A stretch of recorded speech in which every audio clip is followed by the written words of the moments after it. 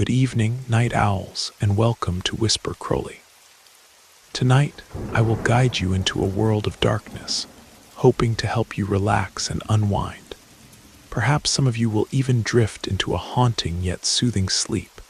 Before we begin, let me know where you're listening from and what time it is for you. And now, we begin. About a year ago, I moved my family and myself to a new home deep in the woods of rural Tennessee. I wanted to be thorough in sharing this experience, so please bear with me as I provide all the details that I think will paint a clear picture of what we've been dealing with. This isn't just one isolated incident, but rather a series of increasingly disturbing encounters that have completely changed how we live our lives. The nights here in these Tennessee woods can be extremely loud and overwhelming. Between the countless crickets, the tree frogs calling from every direction, and the ear-splitting cicadas during summer months, the sound can sometimes be almost deafening. It's the kind of natural symphony that city people find charming for about 10 minutes before it becomes genuinely exhausting. One evening, not too long after we had moved into our new house, I had forgotten something important in my car and headed outside to retrieve it. The first thing that struck me as unusual was that my dog absolutely refused to go outside with me. This was completely out of character for her, since she normally follows me everywhere and considers herself my personal shadow and protector. As I held the front door open and gestured for her to come along, she looked outside cautiously, then looked up at me with an expression that clearly communicated, absolutely not. It was like she could sense something dangerous that I couldn't detect. So I walked outside by myself and shut the door behind me, though I was already starting to feel uneasy about the situation. The second thing that immediately caught my attention was the complete and utter silence surrounding our property. There wasn't a single sound anywhere. No insects, no frogs, no wind rustling through the leaves, nothing. Just this heavy, oppressive quiet that felt distinctly wrong and unnatural. I still tried to shrug this off as coincidence and walked down our front steps toward my car. When I had gotten about 10 feet away from the vehicle, the hair on the back of my neck suddenly stood up, and I felt with absolute certainty that something was watching me intently from somewhere nearby. I looked around carefully, but couldn't see anything unusual or threatening.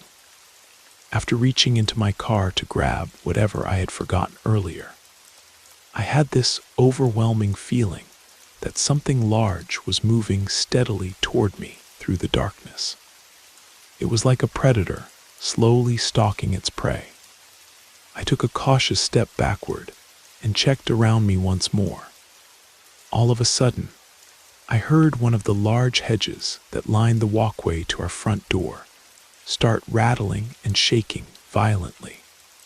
At first, I thought it might be a rabbit that I had startled, since I had seen one in that exact same spot earlier in the day. But a few seconds later, I heard the distinct sound of a large rock hitting our concrete walkway and bouncing into a nearby shrub. This was clearly not a small animal accidentally disturbing some vegetation. I drew my concealed carry pistol and called out loudly, "Whoever this is needs to show themselves right now, or they're about to get shot."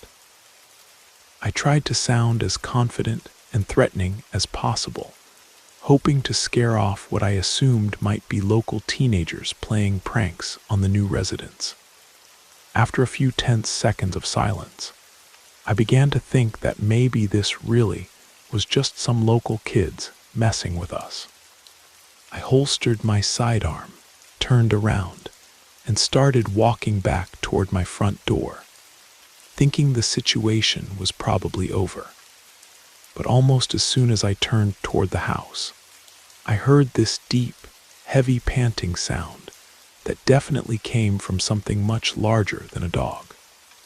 What made me immediately head for my front door was that the panting sounded like it was coming from directly behind me, close enough that I should have been able to see whatever was making the sound. I leaped up onto my porch, spun around, and drew my weapon again, expecting to see some large animal or person standing right there behind me. But again, there was absolutely nothing visible anywhere. A couple of weeks later, I was sitting on our front porch at night with my wife, enjoying the cooler evening air and just relaxing together on a comfortable bench. She got up and walked inside to get something, and as soon as she shut the door behind her, I heard that same heavy panting sound again. This time I couldn't see anything at all, but the sound seemed to be coming from everywhere around me simultaneously. It was very loud and seemed to surround our entire porch area. Like multiple large animals were positioned all around me in the darkness. Again, I quickly headed back inside the house, rather than investigate further. At this point, I was seriously questioning whether we had made a good decision moving to such a remote location. But after nothing else particularly dramatic happened for a while, I managed to convince myself that it was probably just wildlife adapting to our presence and would eventually leave us alone. About a month later, we had a really intense rainy and stormy night. This was around 9 p.m., and my wife and I were sitting together, enjoying the sound of heavy rain and talking about how relaxing and peaceful it was.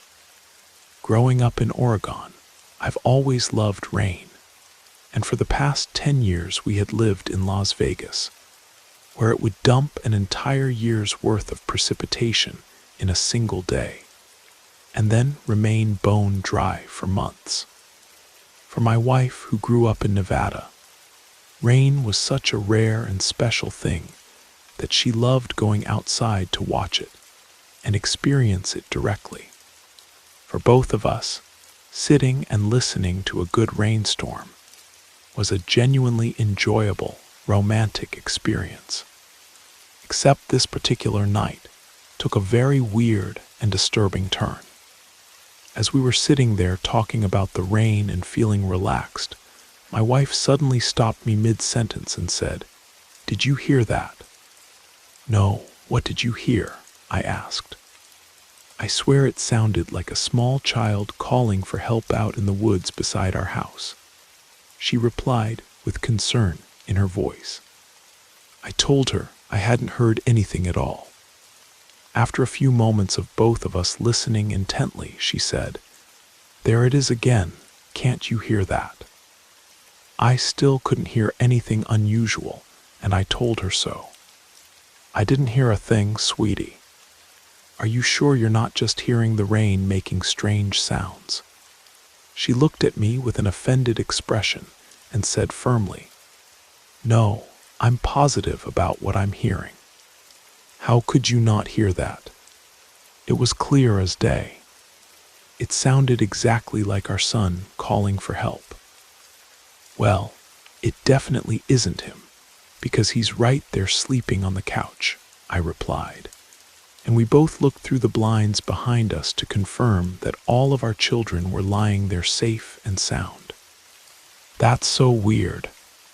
I swear it sounds exactly like our son's voice," my wife said, clearly confused and disturbed. "Well, it isn't him since he's right there, and besides, I'm not hearing anything at all," I told her. She then stood up from the bench and said with determination, "Wow, he's really crying out for help now. I need to go look for him." At this point, if you knew my wife, you would understand how completely out of character this was. She's absolutely terrified of our woods during the daytime, much less at night during a severe thunderstorm. She wouldn't normally be caught dead walking into those trees under any circumstances. I grabbed her hand firmly and said, "I've been listening very carefully, and there's absolutely nobody calling out for help anywhere. You need to stay right here." By this time, I was getting genuinely worried about my wife's mental state.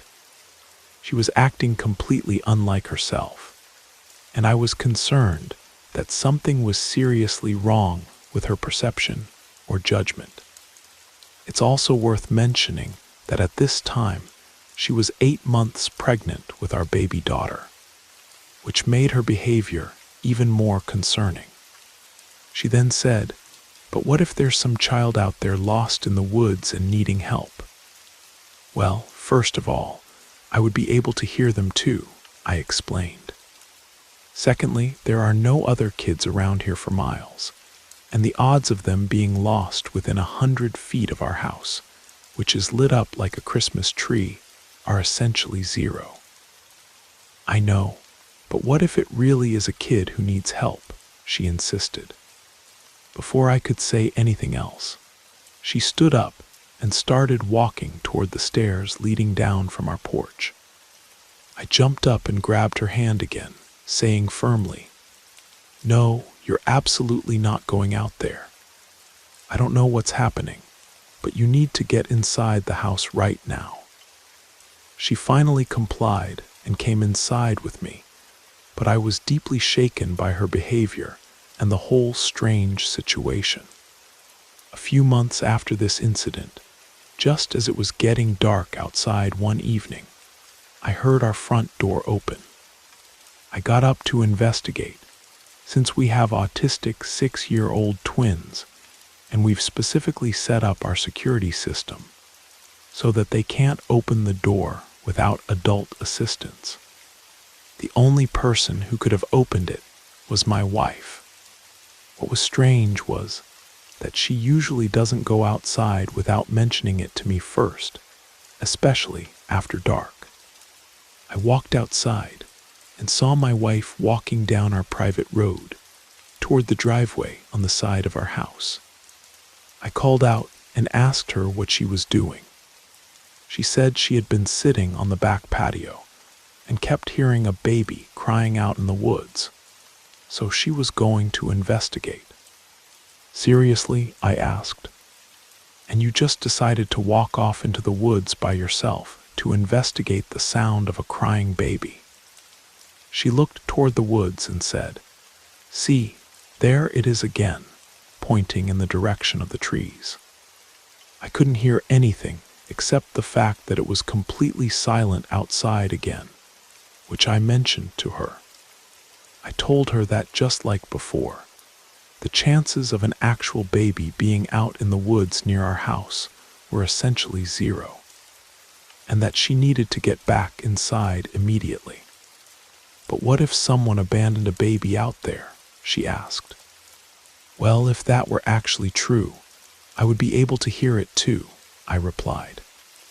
At this point, I was really starting to worry about my wife's mental health and perception of reality. I actually convinced her to see a psychiatrist, which she did. Looking back now, I feel terrible about questioning her sanity when I understand better what was actually happening. The key detail I should mention is that my wife had just given birth to our baby daughter about a month before this second incident occurred. A few days after this, we were outside on the front porch during early evening. I had just finished mowing the lawn, and our 3-year-old son was riding around in his little toy car in the area directly in front of the house. He knows the boundaries we've established for his play area and understands that he's not allowed to go beyond certain landmarks we've shown him. We have to be careful about this because there's a road about 50 feet from our front porch, and a lot of drunk boaters drive through at high speeds after spending all day drinking on the lake. As we were talking and keeping an eye on our son, a neighbor drove by and stopped briefly to say hello. This interaction took approximately 8 seconds total. All they said was, "How are things going?" "Good," we replied, and he told us he would stop by later because his wife had gotten something for the kids. "Okay, great," we said, and he drove off. Immediately after this brief conversation, I looked over to where our son had been playing, and he was completely gone. I called out his name and ran over to the side of our house, where I could hear the sound of his toy car on our side driveway. I found him there and scolded him for leaving his designated play area. He responded in his 3-year-old way and pointed toward the woods behind our house, trying to tell me something I couldn't understand. "You have 5 seconds to get back to the front of the house, or you're going to be in serious trouble," I told him. But he adamantly kept pointing back toward the woods and trying to communicate something to me. I looked in the direction he was pointing and assumed he had seen a deer, squirrel, or some other wildlife that had caught his attention and made him curious. I walked him back to the front of the house, and he cried the entire way, clearly upset that I wouldn't let him go into the woods. I wrote this off as typical 3-year-old boy curiosity and boundary testing. This kind of incident isn't isolated to just our youngest child. Our twins have done similar things, though not quite as extreme, where they seem drawn toward the woods in ways that concern me. There have been multiple nights where we had just gone to bed and heard a loud bang on the side of our house, specifically on the wall directly behind our bed. It was so loud and startling that I would jump up immediately and look out the window. Our motion-activated floodlight would come on, but I could never see anything that might have caused the sound. The weird part about this is that our bedroom is positioned about 12 feet above ground level, since we have a full basement made of cinder blocks. Whatever was making that banging sound would have to be quite tall, or have some way of reaching that height. I would put on shoes and grab one of my 12-gauge shotguns to go outside and investigate.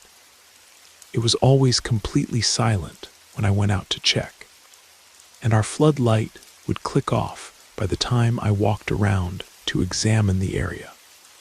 I would walk around the entire house, shining my flashlight carefully and looking for any signs of what might have caused such a loud impact.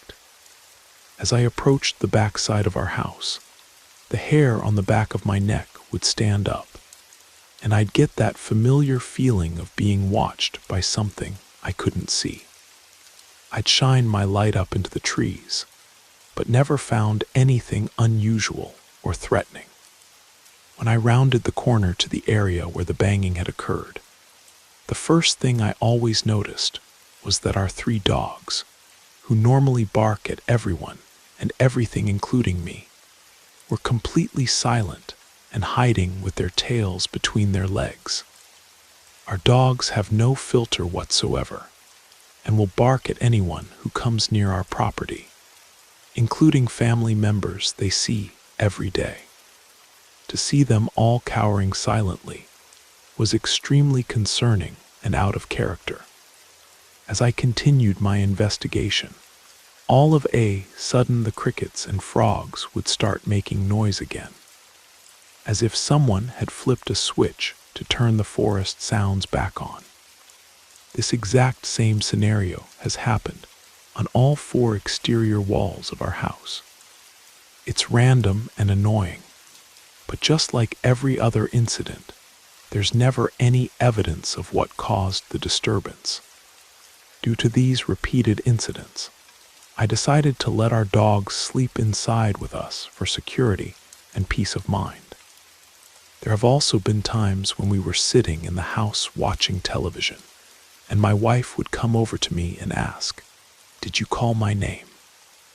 I would tell her no, and she would say she clearly heard me call her name directly in her ear, even though I was a good 20 feet away from her in my recliner.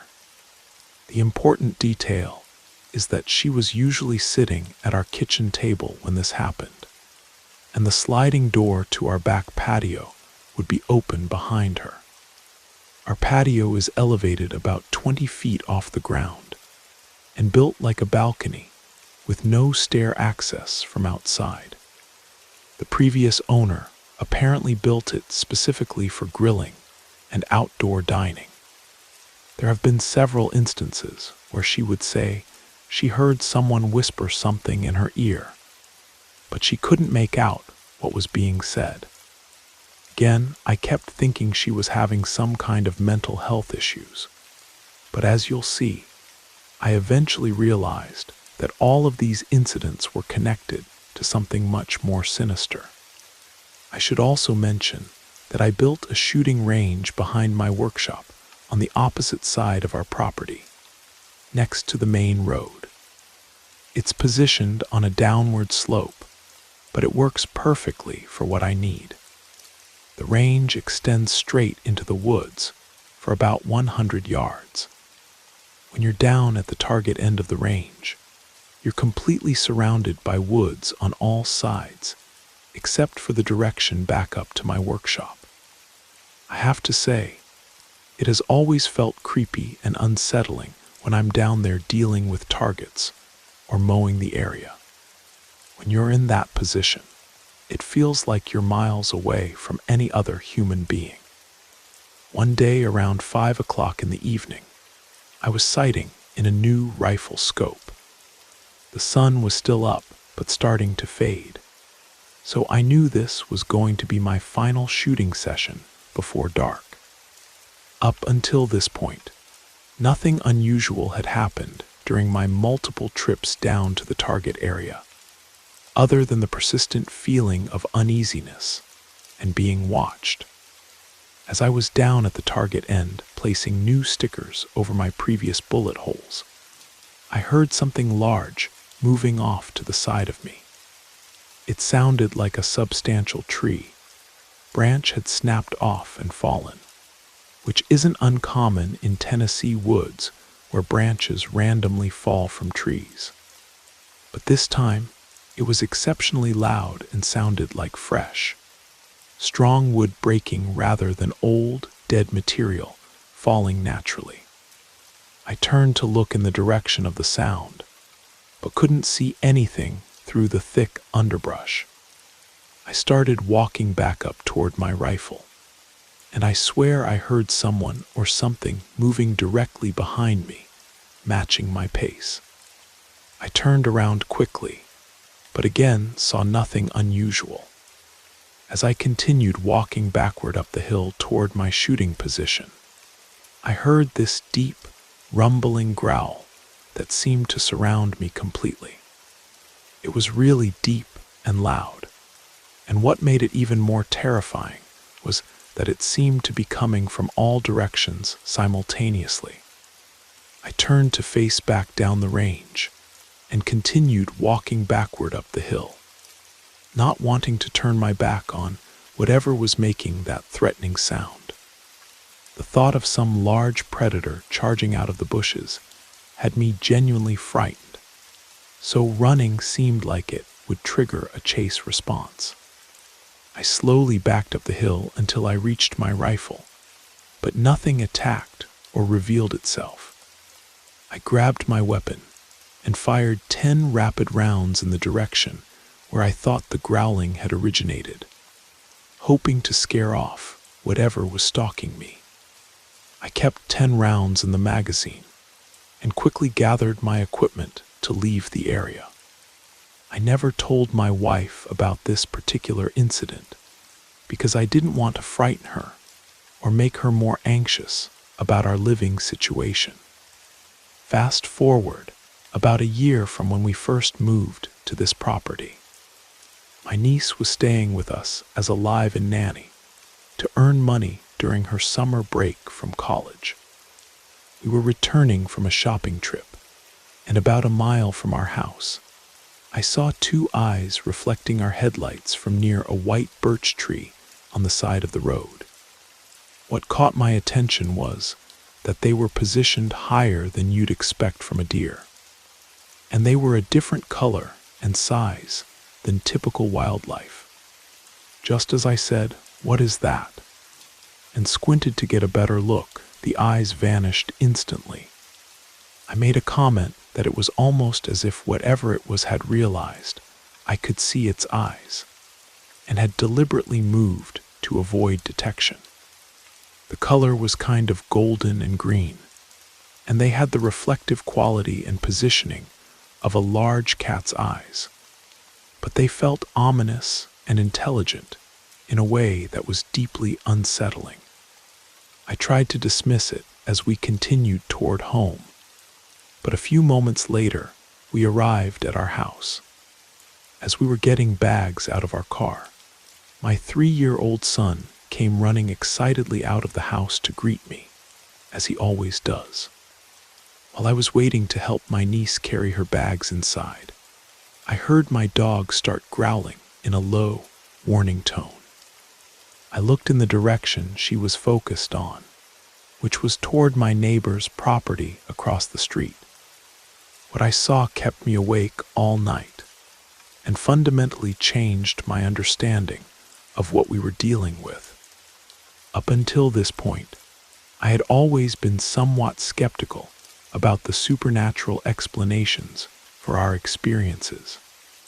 Even with everything that had happened over the past year, I still had doubts and wondered if it was just my mind playing tricks on me or coincidences that I was interpreting incorrectly. Now my street is part of a spread-out rural neighborhood where each house sits on several acres of land. At the end of our road is Kentucky Lake, and my neighbor's house is positioned adjacent to mine on about an acre lot. Directly in front of my house is a wall of dense woods, and behind our house are several thousand acres of untouched forest. As I looked across the street toward my neighbor's property, I saw a large, dark figure moving between the trees. At first, the movement caught my attention because it looked like something big was moving quickly on all fours through the underbrush. But then, when it came out into a clear area where I could see it properly, it stood up and began walking upright like a human being. At first, I didn't know what to make of what I was seeing. It was very tall, probably close to 9 feet, based on later measurements we did, using the trees as reference points. But what was most disturbing about it was the distance it was covering with each step, and the fact that when it passed in front of my neighbor's storage shed, I could swear I could see through it, like it was partially transparent. It was clearly moving quickly, but somehow covering ground faster than any person could, even at a full sprint. More importantly, it was completely silent despite moving rapidly through an area that should have produced obvious sounds of footsteps and disturbed vegetation. It was like the thing was phasing in and out of physical reality as it moved, appearing solid one moment and translucent the next. I said, "What the hell is that?" and realized that it had stopped moving and was looking directly at us. It had positioned itself at an angle that minimized its time in open view while still allowing it to observe us. And it was moving as quickly and quietly as possible while maintaining visual contact. The hair on the back of my neck stood up as I realized that whatever this thing was, it was actively stalking us with intelligence and deliberate strategy. I told my niece to get in the house immediately, and I grabbed my son and rushed inside as quickly as possible. I immediately retrieved my AR-15 rifle with a short-range scope and came back outside to provide security, while my niece finished getting her belongings from the car.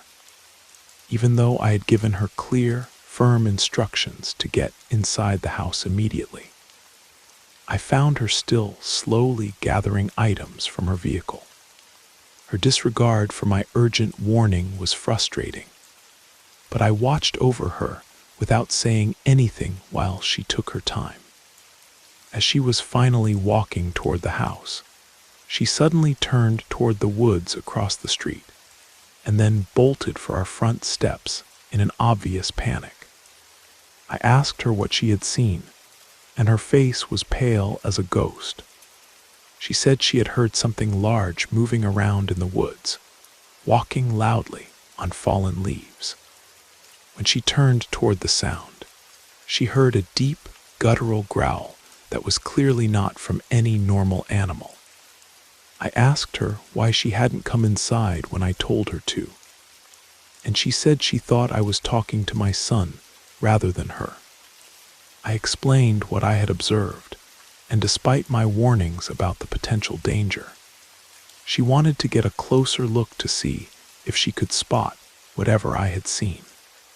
I told her that was absolutely not a good idea, but she walked partway down our driveway anyway.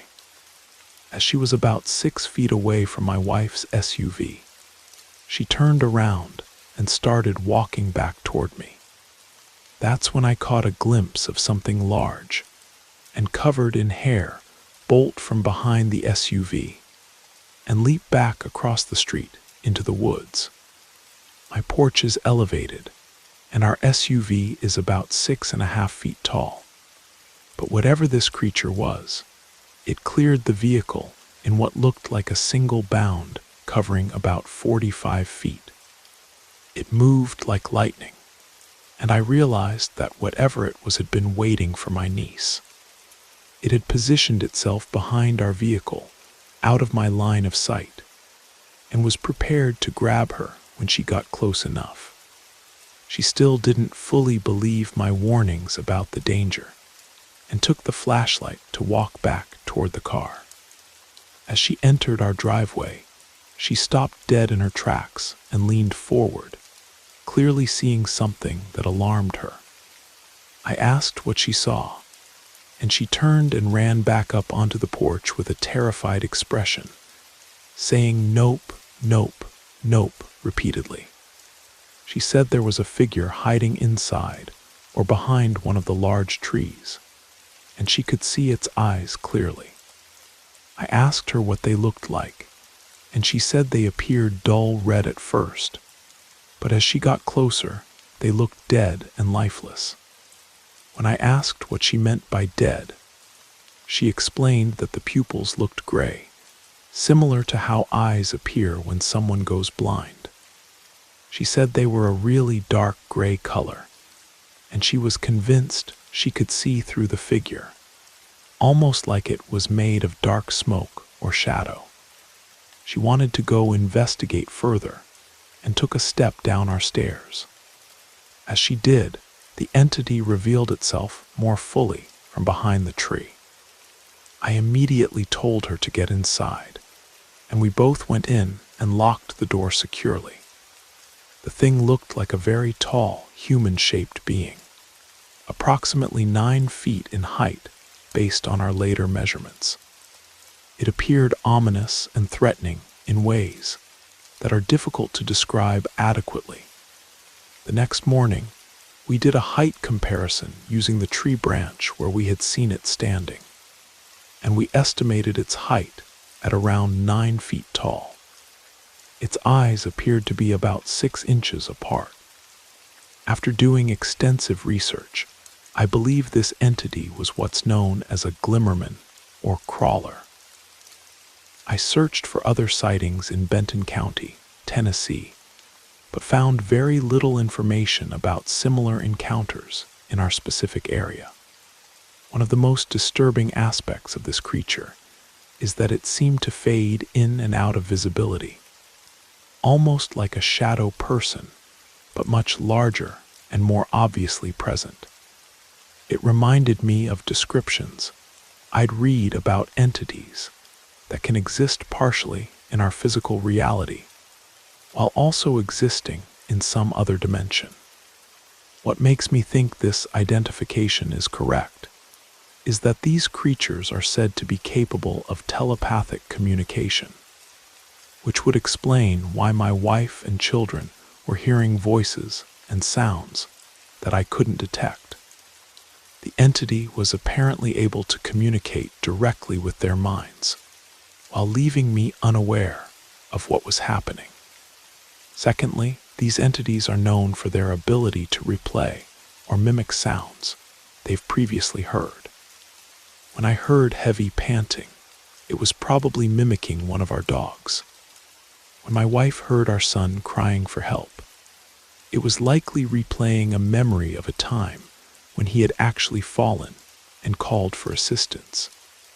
The baby crying she heard was probably our newborn daughter, and the entity calling my wife's name in my voice was probably something it had observed me doing on previous occasions. Another characteristic that fits is that my niece said she felt compelled to go back outside that night. She described feeling like the entity was somehow communicating with her telepathically and trying to draw her away from the safety of our house. The more I researched this type of entity, the more everything that had been happening over the past year started to make sense in a terrifying way. One additional detail that I find particularly convincing is that down the road toward the lake, there's a property that's completely cordoned off with barbed wire fencing. It's just a wall of forest with no visible driveway or structures. Much of the property along our road consists of undeveloped, privately owned land. And on one of the trees, there's a large, old hand-painted sign that says "Screamer lives here," with an arrow pointing back into the dense woods. When I first saw this sign, I laughed and assumed maybe the property owner screamed at trespassers who entered illegally, and local teenagers had put up the sign as a joke about the cranky landowner. But when I did a satellite search of our neighborhood, that entire section of road shows no houses, trails, or development of any kind. It's just pure, unbroken forest for as far as aerial photography can reveal. One of the documented behaviors of these entities is that they make loud screaming sounds when they feel threatened or want to intimidate people they encounter. Unfortunately, I don't think our story ends here. The big question now is what we can do to protect ourselves and our family. I don't want my wife or children to disappear one day. And if there are multiple entities in this area, it really makes the missing 411 phenomenon make a lot more sense to me. I feel scared and uncertain about what our options are for dealing with this ongoing situation. Update June 24th, 2022. Weird things have continued happening. My 3-year-old son was playing on our back patio just a few feet away from us when all of a sudden, our dogs inside the house started barking frantically. One of our dogs, Duke, who was on the patio with my son, came bolting through the door in obvious panic. I immediately went to see what was causing the disturbance, and my son was pointing at the tree line saying, "Werewolf, Daddy." Werewolf? My son loves watching age-appropriate werewolf videos for toddlers, so normally I would dismiss this as his imagination. But given everything we've experienced, and considering the way our dogs reacted, I knew he had seen something real and threatening.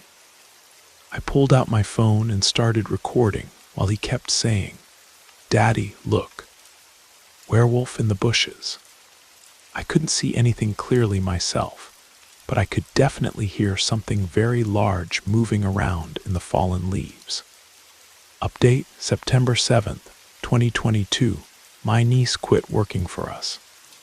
She said she couldn't handle the psychological stress of all the disturbing things that had been happening to her during her stay with us.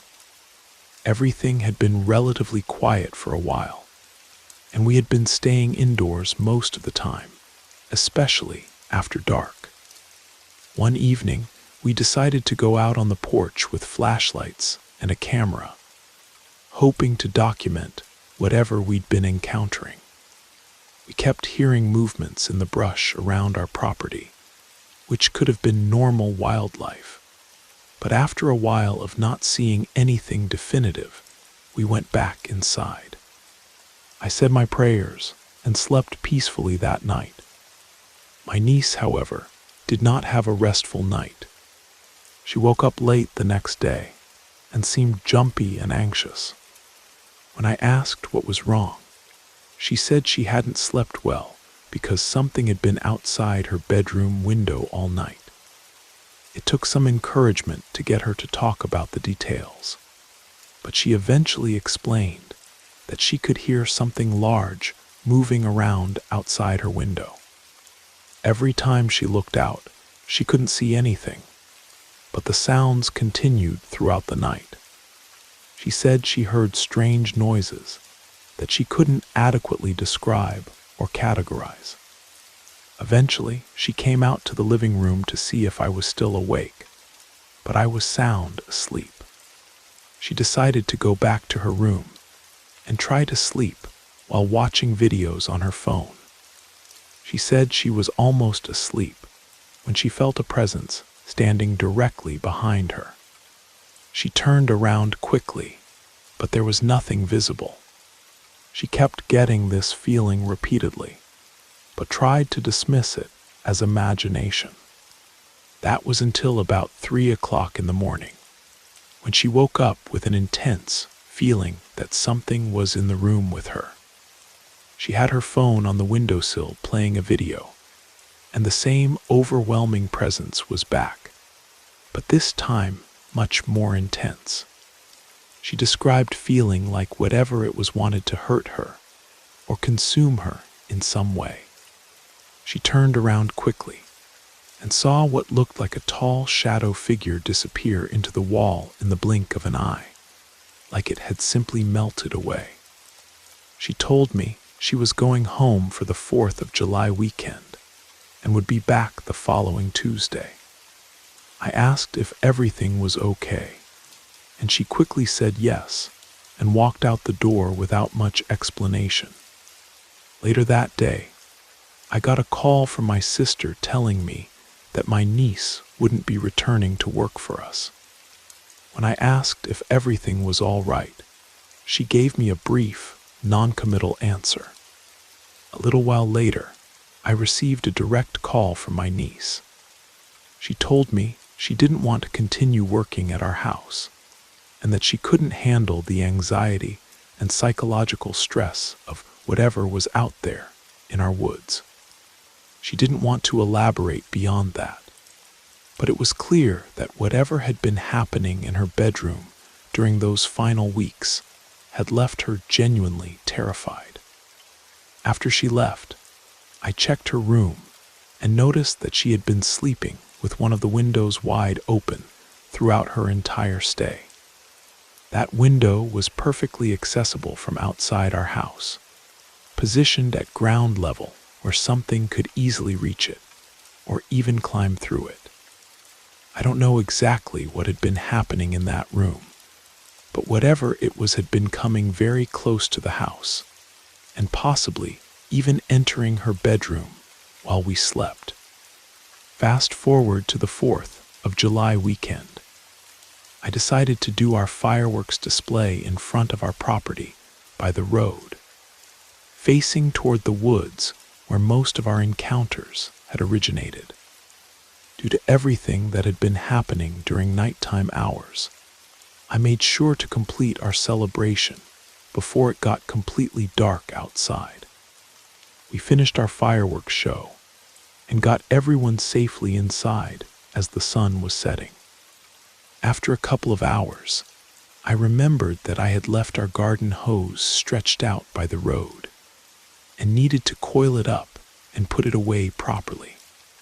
While I was outside cleaning up the remaining debris and organizing the hose, I noticed that familiar, oppressive silence had settled over our property again.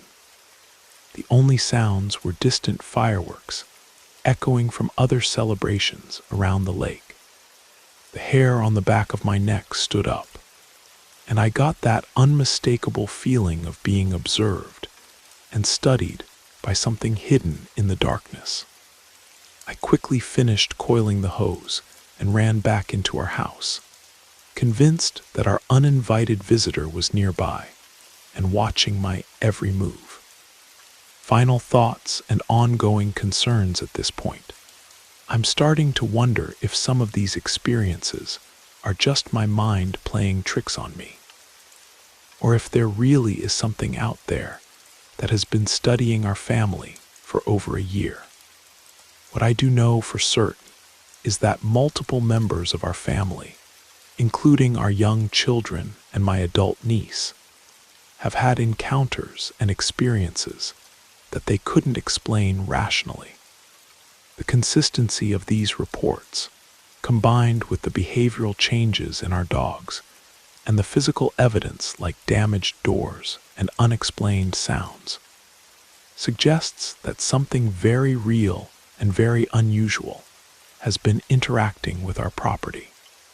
Whether it's a glimmerman, a crawler, some other type of cryptid entity, or something else entirely, I can't say for certain. But I'm convinced that we're dealing with something that exists at least partially outside our normal understanding of reality. Something that can influence thoughts and perceptions, while also having physical effects on our environment. The most disturbing aspect of this entire experience is the realization that whatever this entity is, it seems particularly interested in the vulnerable members of our family. Our young children, my pregnant wife, and my teenage niece. It appears to use telepathic manipulation to draw people away from safety and into situations where they would be isolated and defenseless. One final incident I should mention happened about 2 to 3 weeks before I decided to share this story. My wife and I had gotten into a silly argument about something completely trivial, and she decided to walk into our woods alone to clear her head and cool off. I was sitting on our back patio when I noticed her walking down toward my shooting range. I called out and asked where she was going, and she said she just needed some space to think and calm down. I knew the statistical chances of something dangerous happening to her were relatively low, but I found it very strange that she chose to go into the woods rather than simply walking down our road or staying in our yard. I quickly got dressed and went down to try to bring her back. I walked to the end of the shooting range and called her name repeatedly for several minutes. After calling out numerous times, I heard absolutely nothing in response. Not a single sound, not even the noise of someone walking through brush or stepping on fallen leaves. The weird part is that it's virtually impossible to move around quietly in these Tennessee woods, especially for someone like my wife who isn't experienced in outdoor activities. The forest floor is covered with dry leaves, fallen branches, and undergrowth that makes noise with every single step. I was getting worried that she had wandered too far and might be lost, but I had to return to the house because our children were inside unsupervised. It really bothered me that she seemed to have completely vanished without making any sound whatsoever. I went back into the house and seriously considered calling someone for help, but I decided to give her a little more time before taking that step.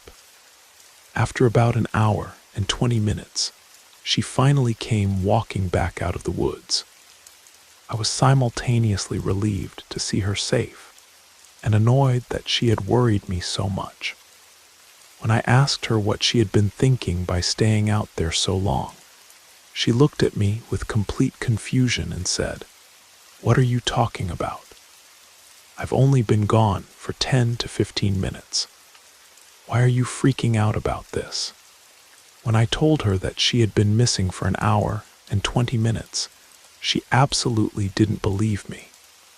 She also said that when she had walked into the woods, she hadn't gone very far at all.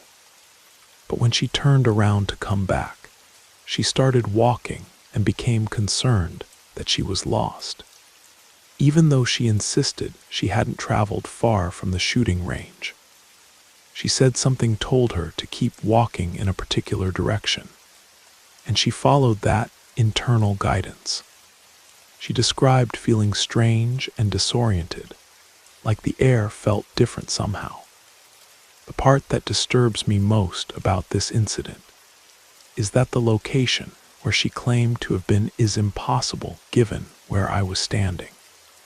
I was positioned literally 20 to 30 feet away from that spot, and if she had been there, not only would I have been able to see her clearly, but she could have spoken to me in a normal conversational voice. I don't know what happened during that missing hour and 20 minutes, but I'm convinced it wasn't a normal experience of someone taking a walk in familiar woods. Unfortunately, we haven't been able to afford a comprehensive camera system or trail cameras that many people have recommended. I'm a disabled veteran, and I recently lost my small business due to the economic impacts of recent events. We're currently struggling just to afford basic necessities, so expensive security equipment isn't an option right now. For now, we're staying vigilant, keeping our family together, and avoiding any unnecessary risks. But I have the unsettling feeling that this isn't over, and that whatever is out there in those Tennessee woods is still watching and waiting for the right opportunity. I don't know what would have happened if my niece had followed through on her compulsion to go outside and investigate the sounds she was hearing. I don't want to think about what might have occurred if my wife had actually walked into the woods that night during the rainstorm when she was 8 months pregnant. All I know is that we're dealing with something that's intelligent, persistent, and potentially very dangerous. It's been studying us, learning our routines, mimicking our voices, and trying to separate us from each other using psychological manipulation. If anyone reading this has had similar experiences or knows more about these types of entities, I would greatly appreciate any advice or information you can share. This has been one of the most terrifying and bewildering experiences of my life, and I want to make sure my family stays safe, whatever happens next. The idea that my wife could be missing for over an hour, while believing she was only gone for 15 minutes, is deeply unsettling. The possibility that she was somehow transported to a different location, or held in some kind of altered state, is terrifying to consider. Whatever is out there in those ancient Tennessee forests, it's intelligent, persistent, and far more dangerous than I initially realized. And I have the growing conviction that our story is far from over. She was going home for the 4th of July weekend and would be back the following Tuesday. I asked if everything was okay, and she quickly said yes and walked out the door without much explanation. Later that day, I got a call from my sister telling me that my niece wouldn't be returning to work for us. When I asked if everything was all right, she gave me a brief, non-committal answer. A little while later, I received a direct call from my niece. She told me she didn't want to continue working at our house, and that she couldn't handle the anxiety and psychological stress of whatever was out there in our woods. She didn't want to elaborate beyond that, but it was clear that whatever had been happening in her bedroom during those final weeks had left her genuinely terrified. After she left, I checked her room and noticed that she had been sleeping with one of the windows wide open throughout her entire stay. That window was perfectly accessible from outside our house, positioned at ground level where something could easily reach it or even climb through it. I don't know exactly what had been happening in that room, but whatever it was had been coming very close to the house, and possibly even entering her bedroom while we slept. Fast forward to the 4th of July weekend. I decided to do our fireworks display in front of our property by the road, facing toward the woods where most of our encounters had originated. Due to everything that had been happening during nighttime hours, I made sure to complete our celebration before it got completely dark outside. We finished our fireworks show and got everyone safely inside as the sun was setting. After a couple of hours, I remembered that I had left our garden hose stretched out by the road and needed to coil it up and put it away properly. While I was outside cleaning up the remaining debris and organizing the hose, I noticed that familiar, oppressive silence had settled over our property again. The only sounds were distant fireworks echoing from other celebrations around the lake. The hair on the back of my neck stood up, and I got that unmistakable feeling of being observed and studied by something hidden in the darkness. I quickly finished coiling the hose and ran back into our house, convinced that our uninvited visitor was nearby and watching my every move. At this point, I'm starting to wonder if some of these experiences are just my mind playing tricks on me, or if there really is something out there that has been studying our family for over a year.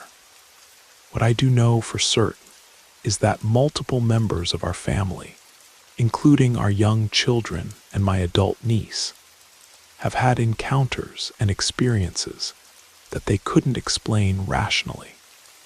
The consistency of these reports, combined with the behavioral changes in our dogs and the physical evidence like damaged doors and unexplained sounds, suggests that something very real and very unusual has been interacting with our property. Whether it's a glimmerman, a crawler, some other type of cryptid entity, or something else entirely, I can't say for certain. But I'm convinced that we're dealing with something that exists at least partially outside our normal understanding of reality. Something that can influence thoughts and perceptions, while also having physical effects on our environment. The most disturbing aspect of this entire experience is the realization that whatever this entity is, it seems particularly interested in the vulnerable members of our family. Our young children, my pregnant wife, and my teenage niece. It appears to use telepathic manipulation to draw people away from safety and into situations where they would be isolated and defenseless. I don't know what would have happened if my niece had followed through on her compulsion to go outside and investigate the sounds she was hearing. I don't want to think about what might have occurred if my wife had actually walked into the woods that night during the rainstorm when she was 8 months pregnant. All I know is that we're dealing with something that's intelligent, persistent, and potentially very dangerous. It's been studying us, learning our routines, mimicking our voices, and trying to separate us from each other using psychological manipulation. For now, we're staying vigilant, keeping our family together, and avoiding any unnecessary risks. But I have the unsettling feeling that this isn't over, and that whatever is out there in those Tennessee woods is still watching and waiting for the right opportunity. Final update. Current situation. I wanted to provide one last update about our ongoing situation. Unfortunately, we haven't been able to afford a comprehensive camera system or trail cameras that many people have recommended. I'm a disabled veteran, and I recently lost my small business due to the economic impacts of the lockdowns. We're currently struggling just to afford basic necessities, so expensive security equipment isn't an option right now. However, I have noticed some additional disturbing details that I think are worth mentioning. On the night when my niece first arrived to work for us, we went out on the front porch to welcome her to our home. I did notice something that looked distinctly like a face staring at us from the tree line. But what was most unsettling was how it seemed to move backward into the shadows without actually moving, if that makes any sense. It was like it faded away, rather than physically retreating. One thing I hadn't initially thought was connected to our other experiences happened about 2 to 3 weeks ago. My wife and I had gotten into a silly argument about something completely trivial, and she decided to walk into our woods alone to clear her head and cool off. I was sitting on our back patio when I noticed her walking down toward my shooting range. I called out and asked where she was going, and she said she just needed some space to think and calm down. I knew the statistical chances of something dangerous happening to her were relatively low, but I found it very strange that she chose to go into the woods rather than simply walking down our road or staying in our yard. I quickly got dressed and went down to try to bring her back. I walked to the end of the shooting range and called her name repeatedly for several minutes. After calling out numerous times, I heard absolutely nothing in response. Not a single sound, not even the noise of someone walking through brush or stepping on fallen leaves. The weird part is that it's virtually impossible to move around quietly in these Tennessee woods, especially for someone like my wife who isn't experienced in outdoor activities. The forest floor is covered with dry leaves, fallen branches, and undergrowth that makes noise with every single step. I was getting worried that she had wandered too far and might be lost. But I had to return to the house because our children were inside unsupervised. It really bothered me that she seemed to have completely vanished without making any sound whatsoever. I went back into the house and seriously considered calling someone for help, but I decided to give her a little more time before taking that step. I went to our back patio and waited anxiously for her return. After about an hour, I was getting genuinely worried and started calling her name again from our elevated deck. After another 20 minutes passed, she finally came walking back out of the woods. I was simultaneously relieved to see her safe and annoyed that she had worried me so much. When I asked her what she had been thinking by staying out there so long, she looked at me with complete confusion and said, "What are you talking about?" I asked. "Didn't you hear me calling out to you repeatedly?" She said she had only heard me call her name once, and she had responded. Then she said something that made my blood run cold. "I've only been gone for 10 to 15 minutes. Why are you freaking out about this?" When I told her that she had been missing for an hour and 20 minutes, she absolutely didn't believe me. She insisted that her sense of time was accurate and that I was mistaken about how long she'd been gone. She also said that when she had walked into the woods, she hadn't gone very far at all. But when she turned around to come back, she started walking and became concerned that she was lost. She said she didn't recognize where she was, even though she insisted she hadn't traveled far from the shooting range. But then she said something told her to keep walking in a particular direction, and she followed that guidance. She described feeling strange and disoriented, like the air felt different somehow. When she finally emerged from the woods, she was relieved to see our house. The part that disturbs me most about this incident is that the location where she claimed to have been is impossible given where I was standing.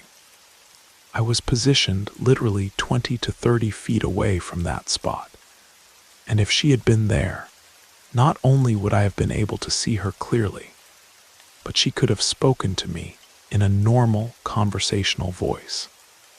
You can see our house clearly from that area, so her feeling lost and disoriented doesn't make any logical sense. I don't know what happened during that missing hour and 20 minutes, but I'm convinced it wasn't a normal experience of someone taking a walk in familiar woods.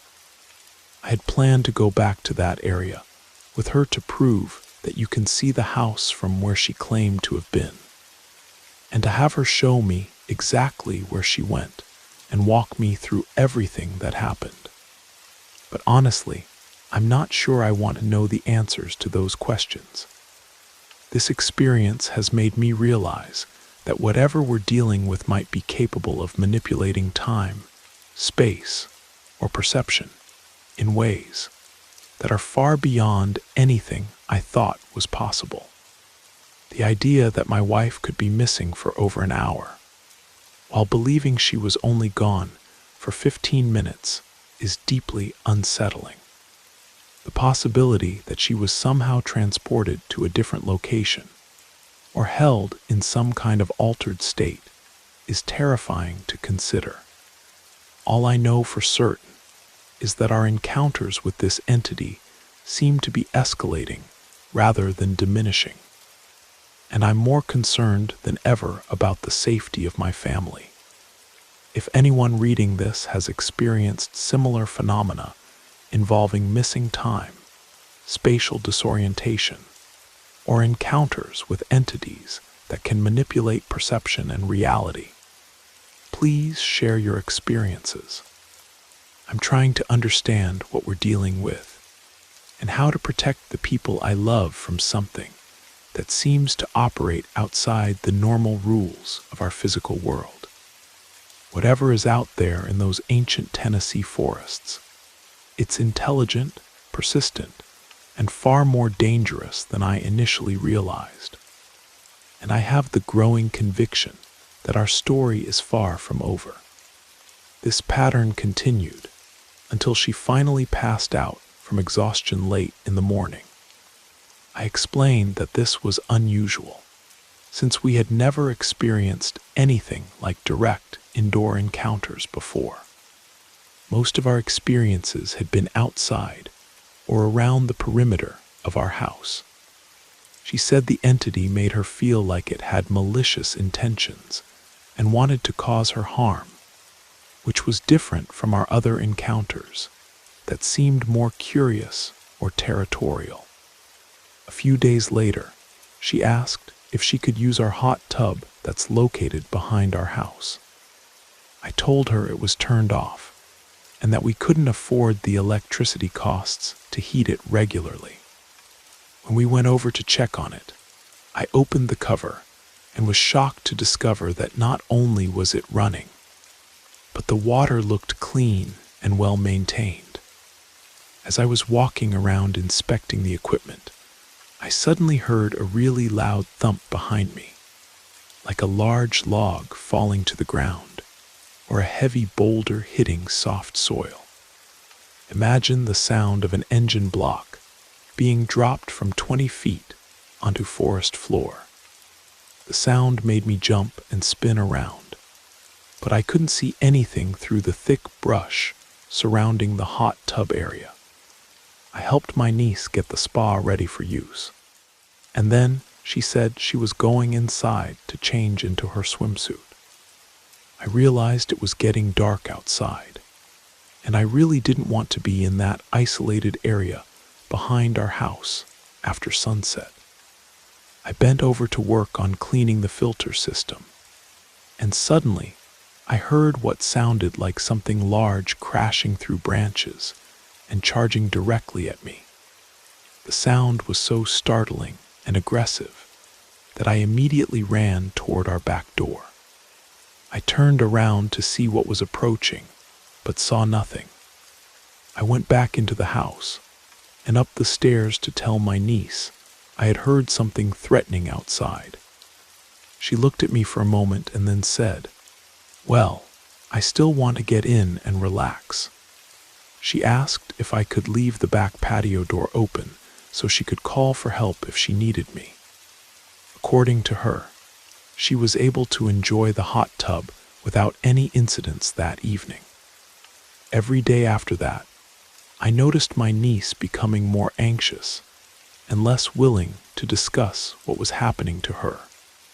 She would say that something new and disturbing happened every night, but when I asked for details, she would refuse to elaborate. A few nights later, I went out on the porch and noticed the familiar dead silence that usually indicated the presence of our unwanted visitor.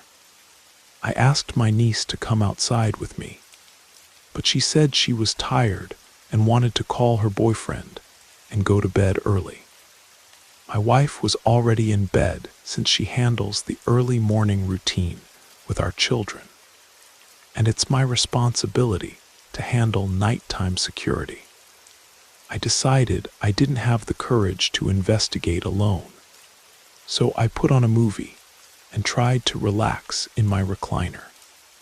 I ended up falling asleep and woke up around 3 a.m. to a disturbing noise coming from my niece's room. It sounded like a deep, masculine voice having a conversation. I knocked on her door and called out several times, but got no response.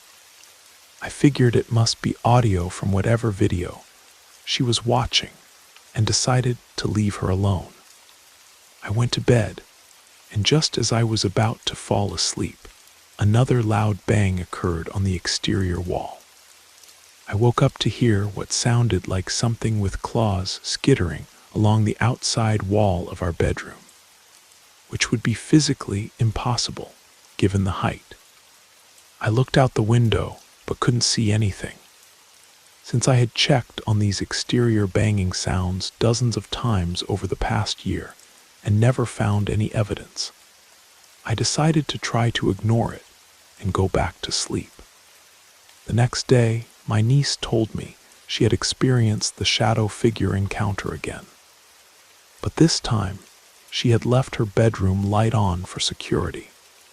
She said she woke up with that familiar feeling of being watched, and when she opened her eyes, she could see an extremely tall, shadowy figure standing over her bed.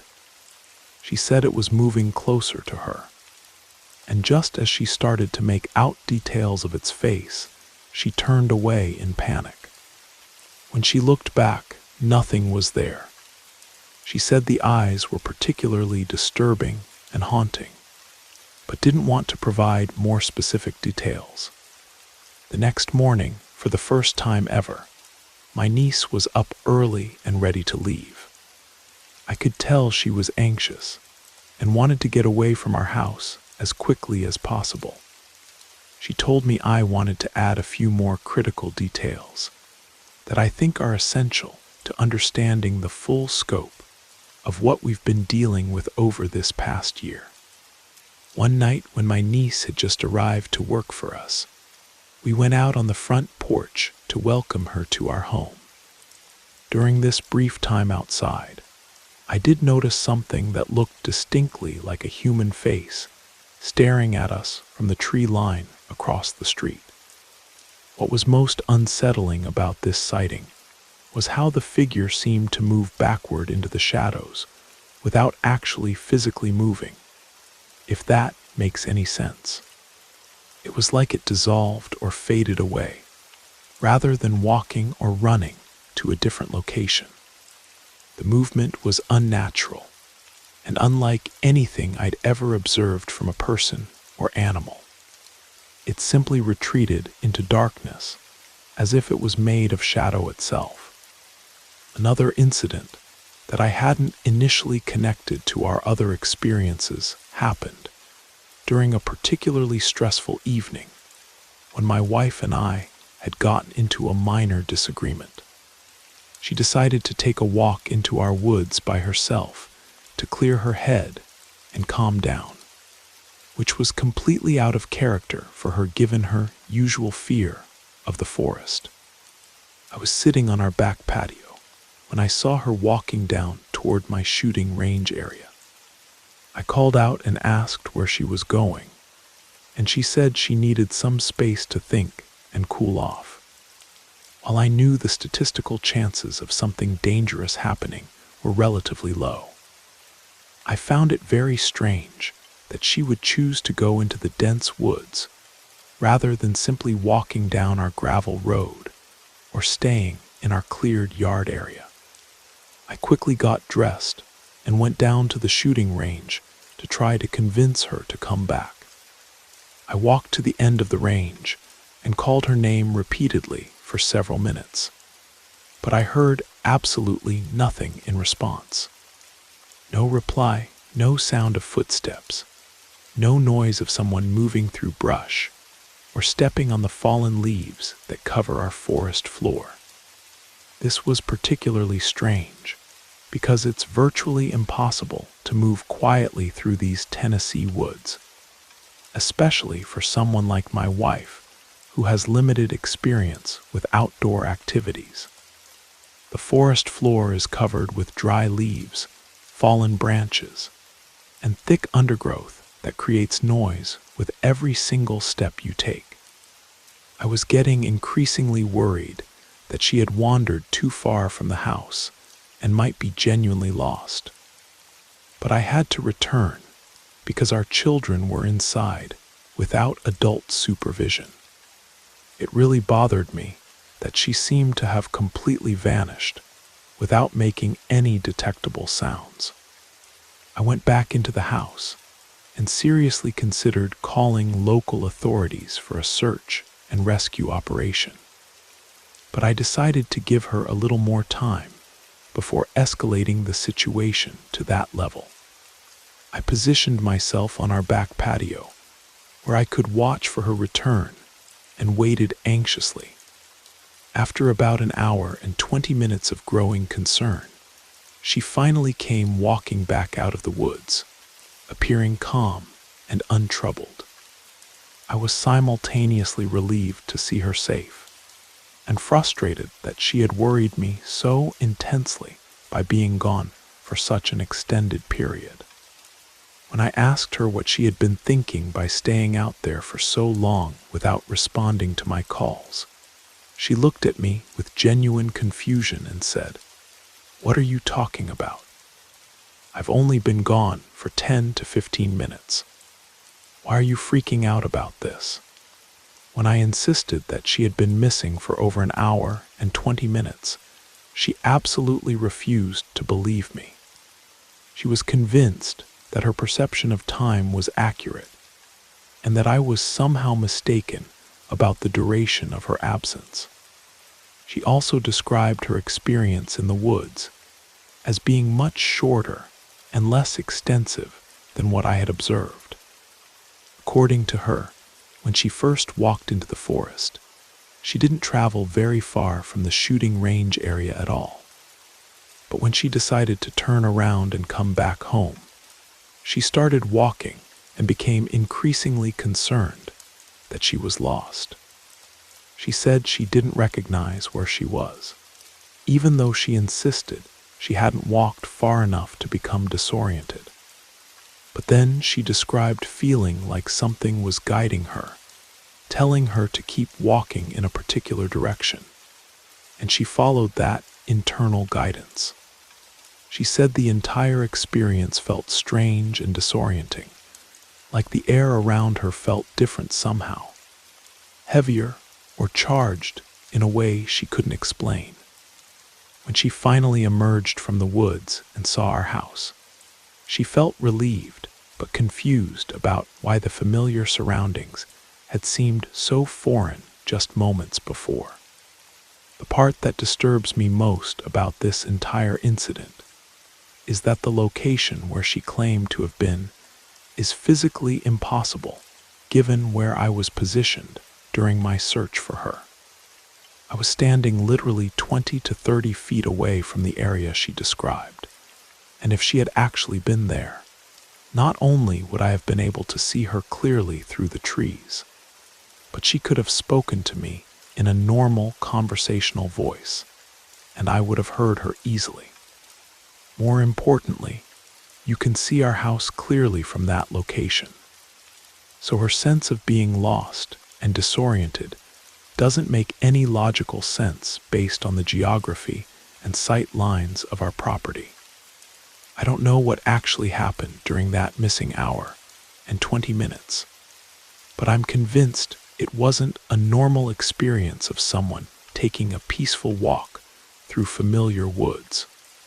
The possibility that my wife was somehow transported to a different location, held in some kind of altered state of consciousness, or experienced manipulated time in ways that are beyond our normal understanding, is deeply terrifying to consider. This incident has made me realize that whatever entity we're dealing with might be capable of manipulating not just thoughts and perceptions, but also time, space, or reality itself, in ways that are far beyond anything I thought was possible. Current status and ongoing concerns, unfortunately, we haven't been able to afford the comprehensive security camera system or trail cameras that many people have recommended to us. As a disabled veteran who recently lost my small business due to economic impacts from recent global events, we're currently struggling just to afford basic necessities like food, utilities, and housing costs.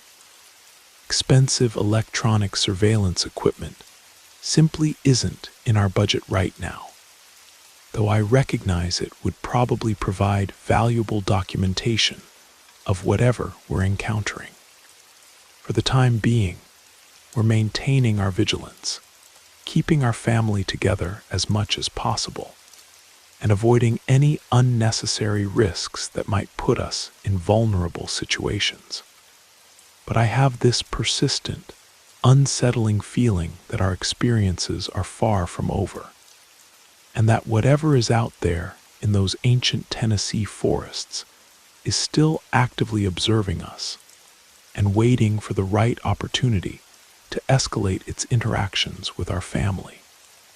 I keep thinking about what might have happened if my niece had actually followed through on her telepathic compulsions to go outside and investigate the sounds she was hearing during those final weeks of her employment with us.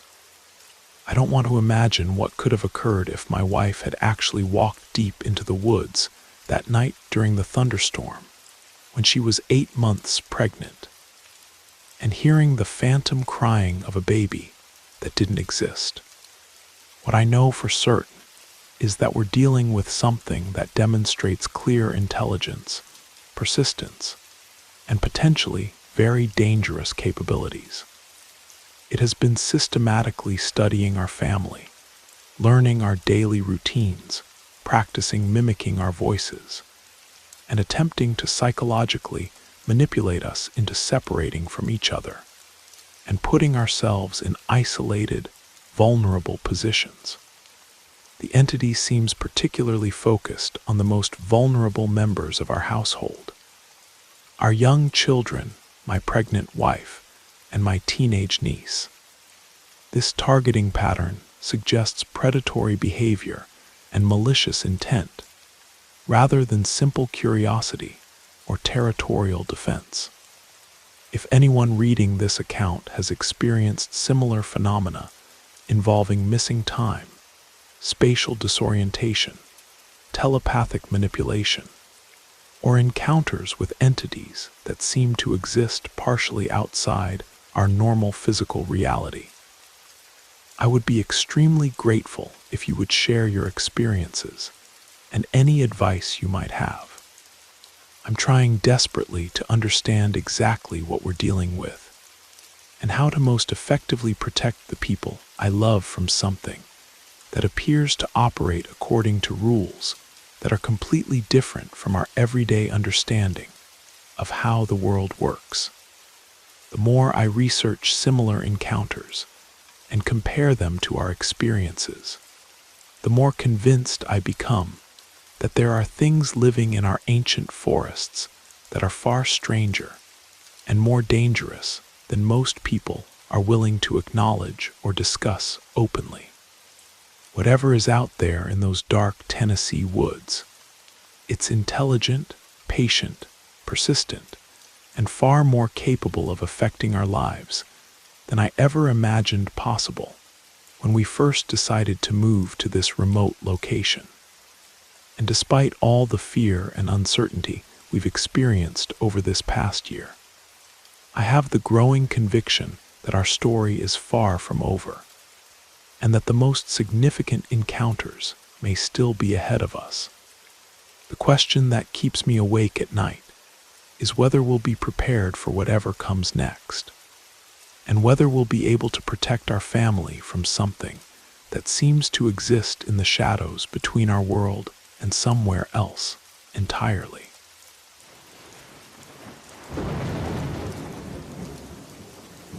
I hope you enjoyed the first story.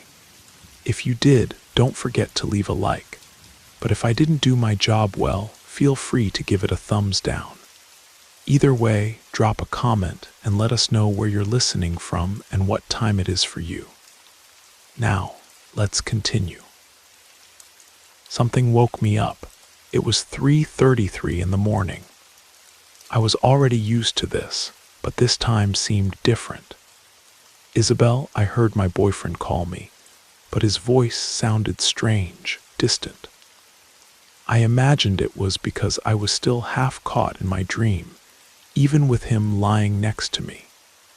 Isabel, I made an effort to turn toward him and open my eyes, but as soon as I managed to, the paralysis returned. I could see him there, sleeping deeply on his side with his face turned toward me. Isabel, that's when I realized that whoever was calling me wasn't him. There was someone behind us. There was someone in our room. I felt the bed move. Something climbed up, getting closer. Then I saw fingers, black and filthy hands, absurdly long, beginning to wrap around my boyfriend's shoulder. Very dirty hair began to appear behind him. Someone was emerging on the bed, revealing themselves little by little. Isabel, said the person with a smile. Since this happened, I've been having fewer and fewer dreams of this type, as well as fewer episodes of sleep paralysis. I went years without experiencing them, and this brings us to the present, to my 27 years, where this story still continues. Currently, I live with Henry, my boyfriend of 2 years. Although he maintains his own apartment, he practically lives with me. He spends at least 4 days a week here since my house is very close to his work. Besides, he helps with expenses, which is always an advantage. Before this, I shared the house with a girl, but there was something about her habits, and her religion that made me extremely uncomfortable. She was always cleaning the house and throwing holy water in every corner, which somehow made me feel physically ill. With Henry, I sleep peacefully, very calmly. I feel safe. However, about 2 months ago, some strange things started happening, as if they were omens. We had the habit of watching movies until we fell asleep. We often left the television on, since I still don't feel comfortable sleeping in complete darkness with all the lights off. Suddenly, the TV started having problems. A type of interference appeared, something magnetic that had nothing to do with the TV signal. Even streaming platforms started failing. The image became distorted, audio and video went out of sync, and shadows of people appeared on the screen even when nothing was being transmitted. Since this happened on all platforms, whether on TV or cable, we gave up and started going to bed earlier, turning off the lights despite my fears, my nightmares, and the constant worry that something might return. The fear that at some point those horrible dreams would return. Because even when they announced something positive, the terror they caused me was unbearable. And when the dream ended, the uncertainty continued, knowing that something important was about to come, something that could completely change my life without having any idea if it would be good or bad, is a feeling I hope I never have to face again. I woke up in the middle of the night. I felt my heart tremble again. I couldn't move, and I didn't even need to look at the clock to know what time it was. I was lying with my back to Henry. I started crying, hoping he would hear me, but I couldn't call him. I couldn't even move my mouth. I tried to murmur something. "Are you okay?" he asked, still half asleep. I couldn't say anything, just making a weak sound. "Calm down, love. It's just a dream, okay?" he said and gave me a kiss on the back of my head. But while doing this, he squeezed my shoulders hard, in a rough way, something he never did. But I still couldn't move. Then I heard a noise coming from the bathroom. Next, I noticed footsteps in the hallway. Someone was walking back to the bedroom. I recognized the footsteps. It was Henry. Terror took hold of me.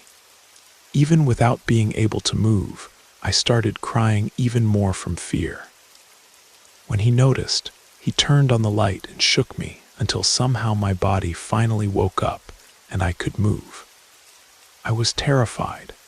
I looked around the room, bent down to check under the bed. I told him there was someone there, that they had spoken to me using his voice, that they gave me a kiss on the head and squeezed my shoulders, which still hurt. I could still feel the fingers pressing against me. Henry looked at me carefully, but there were no marks on my body. I had already told Henry about these dreams I sometimes had, but I think he never took them so seriously. He would even laugh a little when he saw me so terrified. He'd say I shouldn't be scared because of simple sleep paralysis, that it was just that, paralysis. Although I wasn't convinced, I ended up feeling embarrassed to insist. He was the voice of reason, and I ended up looking like the fearful, superstitious person, believing in such nonsense. Anyone who has gone through a supernatural experience knows well what it's like to feel this at some point. Because even if there are people who believe you, there will always be someone who makes you feel crazy, ignorant. I tried to calm down, tried to leave everything behind. 2 nights passed, and I started sleeping better, realizing that all of that was too incredible, as if it had come out of a horror story or movie. It couldn't be real. I was mature, confident, and adult, for God's sake. I couldn't have these fears forever.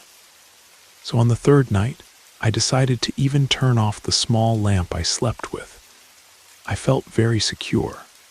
I lay down looking toward the middle of the bed, toward Henry. I breathed deeply, certain I would have a good night's sleep. I inhaled and exhaled several times, sure that nothing would disturb me. I was warm, wrapped in my blanket. Everything was calm, everything was fine. I slept deeply, slept. But deep down, Something told me I might wake up at 3 in the morning again, that maybe I'd have another episode of sleep paralysis that night. But I kept sleeping. Suddenly, something woke me up. It was 3:33 in the morning.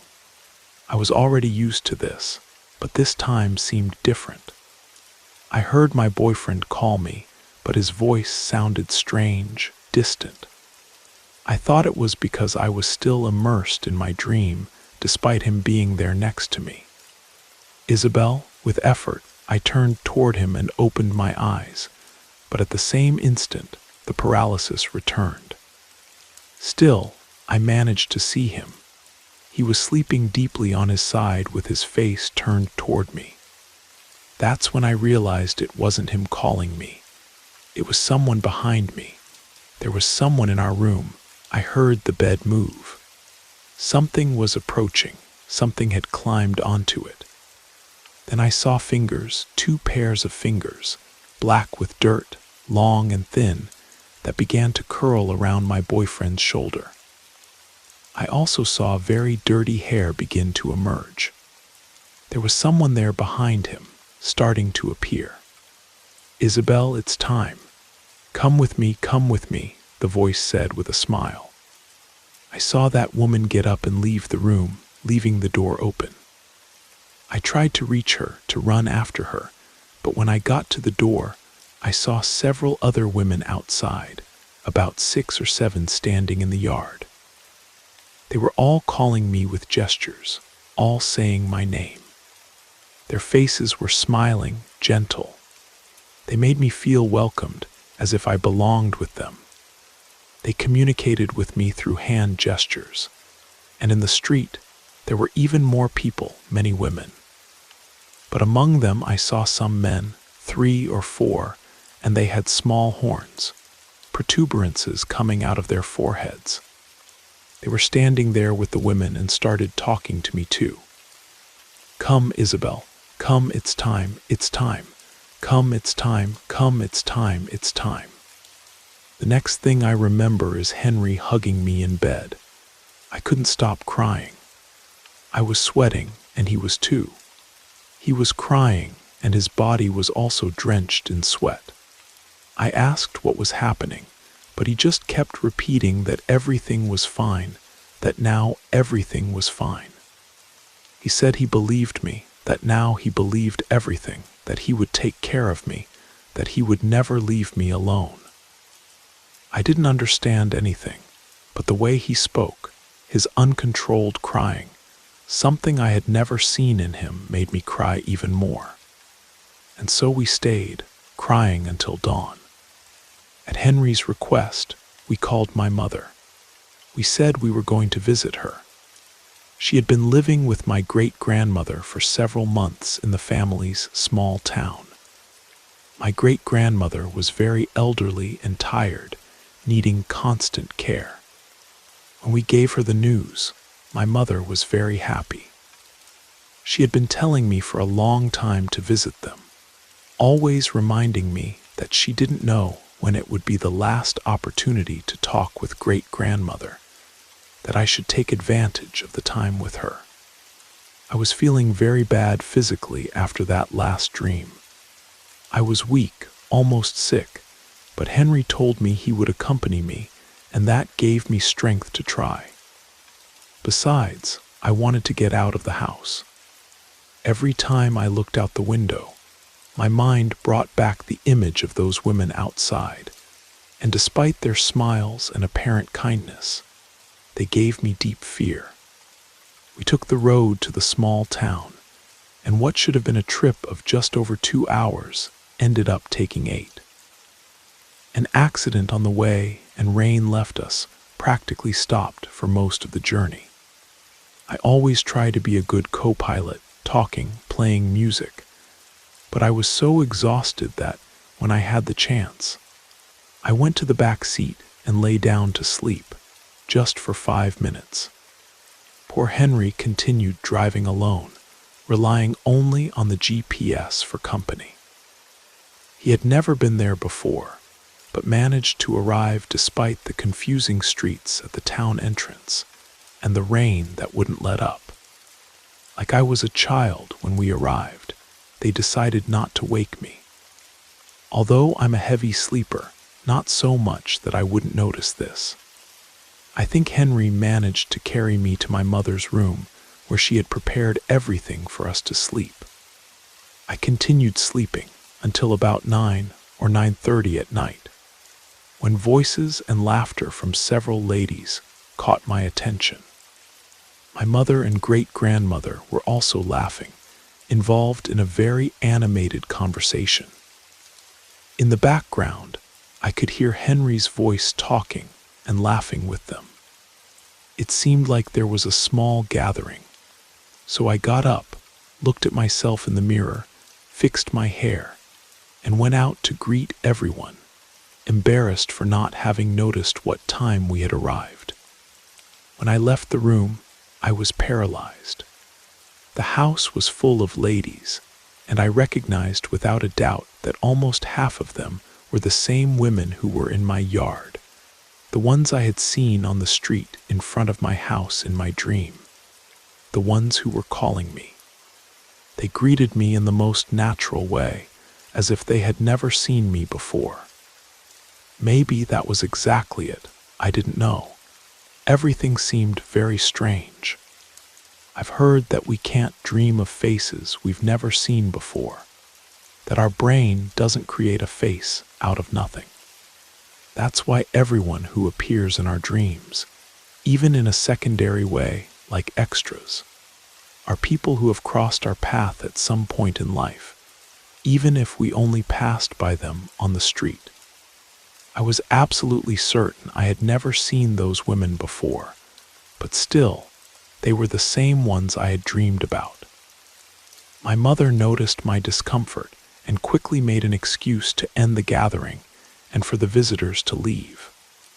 My great-grandmother didn't notice anything. It was very difficult trying to explain to my mother and Henry the reason for my behavior. To say that some of those women who were there were the same ones who appeared in my dream. My mother, however, told me something with a somewhat worried look. She didn't want to go deep into the subject, but she knew that some of them did indeed have a reputation for being a bit witchy. They said they did work, that they went out at night to the hills and walked through the cemetery. Still, she believed that all this was nothing more than stories, that they just deceived people and nothing more. I couldn't stay there for very long because I started feeling physically threatened. Every night I had the feeling they would return, but fortunately, they had the consideration not to appear while I was still there. This brings me to the last event that occurred in my story, something that happened just a few days ago. Once again, I was awakened by some noise, but this time it wasn't 3 in the morning. I heard footsteps in the hallway outside my room, footsteps that brought back the memory of that first dream from when I was a child, although this hallway was much shorter. I called for Henry, warned him that there was someone outside. I shook him, called him louder, even gave him a tap, but he wouldn't wake up. There was something about this dream that seemed much more frightening than usual, but I gathered courage and went out to the hallway. That's when I saw a very tall woman just a few steps from my bedroom door. As soon as she noticed me, she ran toward the living room and sat on the sofa, out of my sight. "Who are you? What do you want?" I asked. She remained silent. Suddenly, I felt arms holding me from behind. "Let's get out of here. We need to leave," Henry shouted, completely pale, his face consumed by fear, but shouting toward the living room, trying to hide the terror in his voice. He put me behind him, holding a baseball bat I had never seen before. He turned on the light, and there was the woman, giving off a horrible smell like rotting herbs, and she was filthy. "Get out of here, go away," he shouted, visibly irritated. I could barely believe I was awake. I grabbed the phone to call the police. I came in because it was open. I need a place to stay, please. Let me stay here. I won't do anything, the woman said. She gave me enormous terror. Her teeth were completely black, and her face seemed to be covered with mud stains.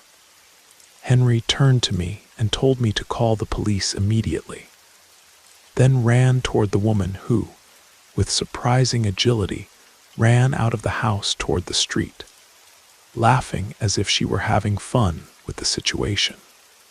Henry went after her while I was on the phone.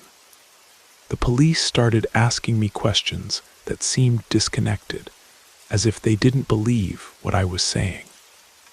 They questioned whether I knew that woman, as if it were impossible for someone to have simply broken into the house.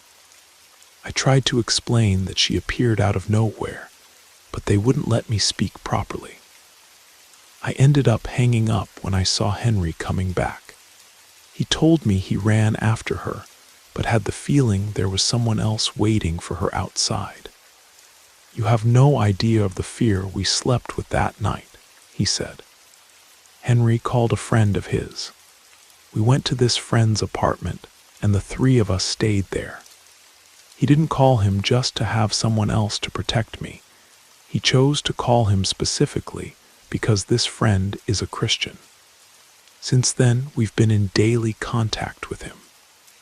We started attending his community, and they've been praying for us. And I want to give my life to God, to a God who can protect me from this, from all the evil in the world, from all the horrible things I saw in that woman's eyes. I know it's wrong to seek God only out of fear, but our friend says that we all come to him when we need to, and that God always receives us with open arms. And yes, I know only a few days have passed, but since we started going to his house and praying, things have calmed down. The dreams, at least for now, haven't returned. Sometimes it's still difficult to enter my own house. I feel like someone has been there, like someone runs to hide as soon as I enter. But I hope this is the end. I hope I never have those damn dreams again. I don't want to anymore. I can't anymore. I'm tired. Again, if my story isn't the most frightening, not like the ones you usually hear, I apologize. I'm just sharing this because I hope that if anyone has advice, I'll read it carefully and put it into practice. Good night, and if I write again, I hope it's just to say thank you. If tonight someone says a prayer, please pray that it will be so. Good night, and may those of you who still can sleep and dream well.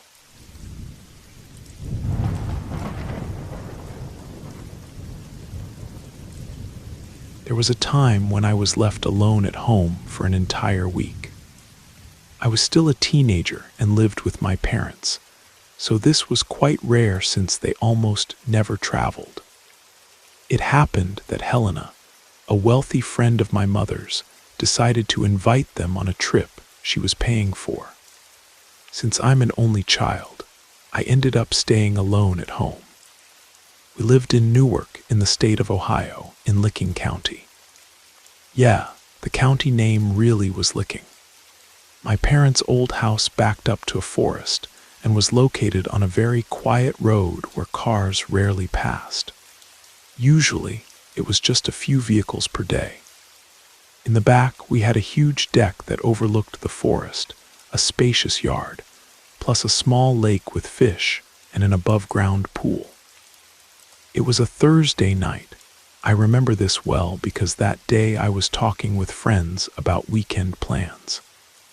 This was in July of 2013.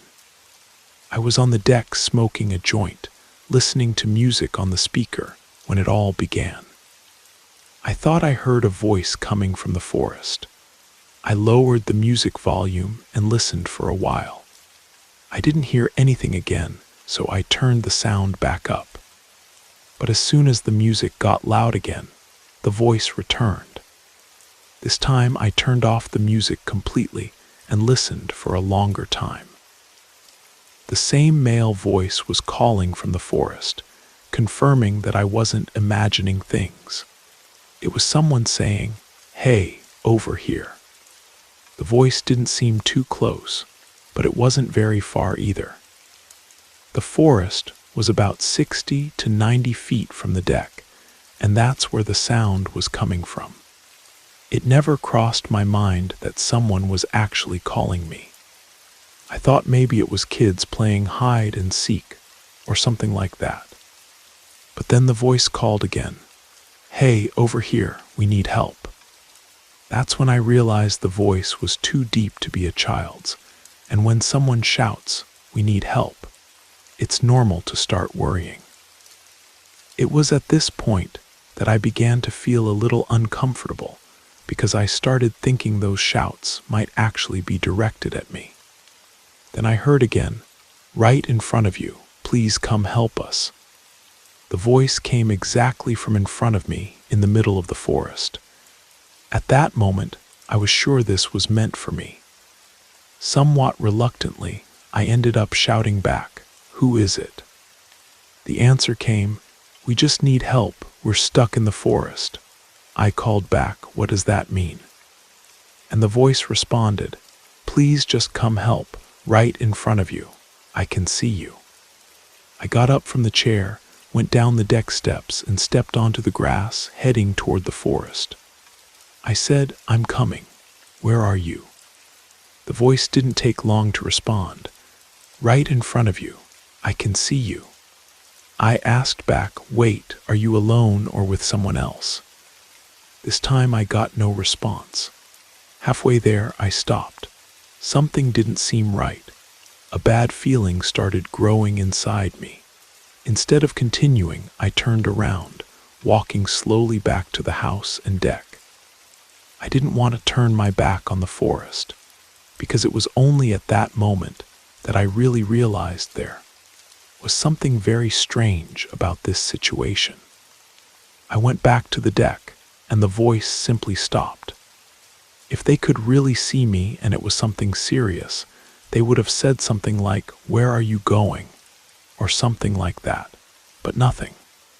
They knew I had realized the situation was strange, but I had no idea how many people were there.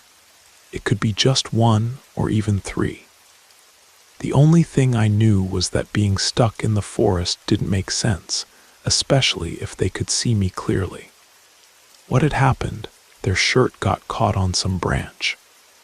I went inside the house and locked all the doors just as a precaution. I stayed in the living room for a while, still high, and I think it was because I was so relaxed at first that I was so trusting. But after a while, I heard the voice again. But now it was closer, definitely in the yard, and no longer in the forest. I heard the sound of water being disturbed. It could be the pool or the lake. I ran to the window to look. At first, I didn't see anyone, but then the voice called, "I can see you," followed by laughter. That's when I saw him. It was a guy, at least one of them. I could see he was hiding behind the pool on the other side, and I could only see his head. It was too dark to make out any details besides his dark hair, which was medium length. I closed the blinds and tried to ignore him. Maybe he'd give up if he realized I wasn't reacting. He was probably just a disturbed person, someone who liked playing scary pranks. So I decided not to give him the reaction he wanted. But my limit was when I heard a loud, aggressive knock on the window, exactly where I had just closed the blinds. And from the other side, the guy was shouting, "Help!" I lost my patience and shouted as loud as I could, "Get out of here, you crazy person. The police are already coming." I repeated this several times, trying to sound crazier than him. That's when I heard his laughter from the other side of the glass. The laughter started to fade as if he were walking away. I threw myself on the couch, trembling, breathless. I sat there for a while, and it seemed like the guy had really given up. In the end, I managed to sleep well that night because marijuana always helps me fall asleep. I keep thinking if I would have handled the situation differently if I hadn't been high. Although this experience made me even more paranoid about opening the door to anyone.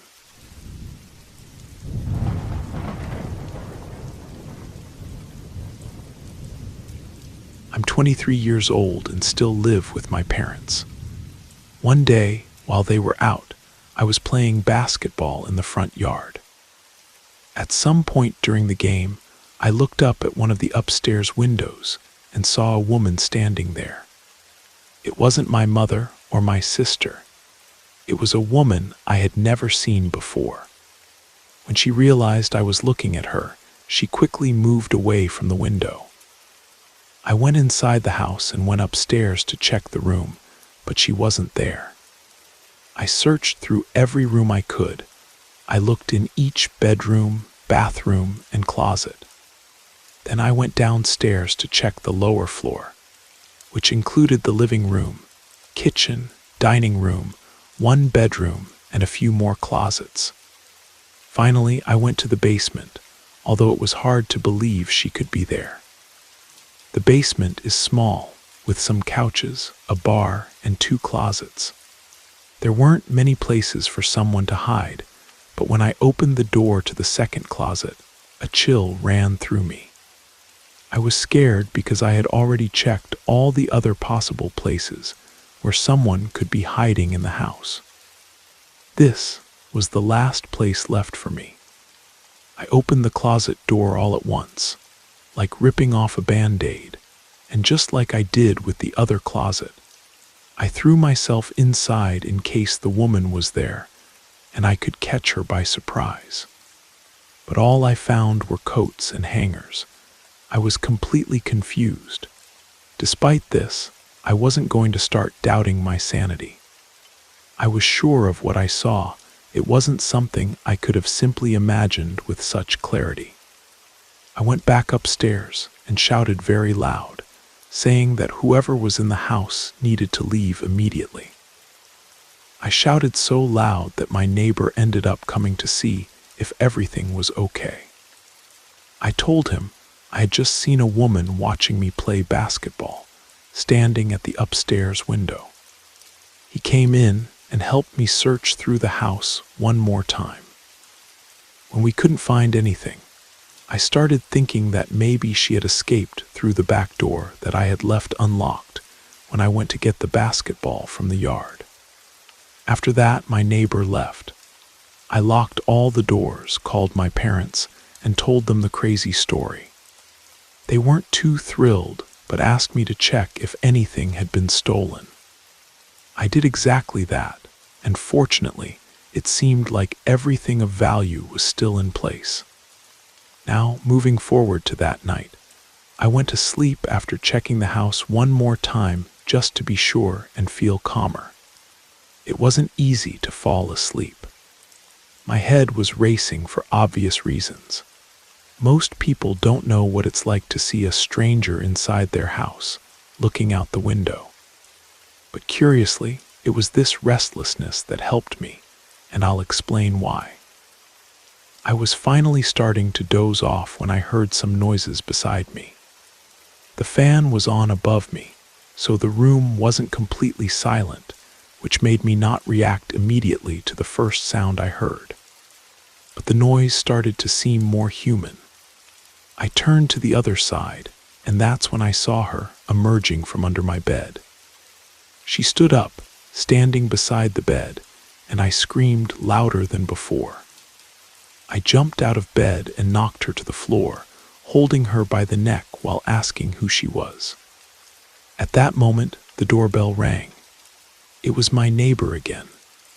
I grabbed the tall woman with the dirty appearance and dragged her across the floor to the front door while she fought and scratched me.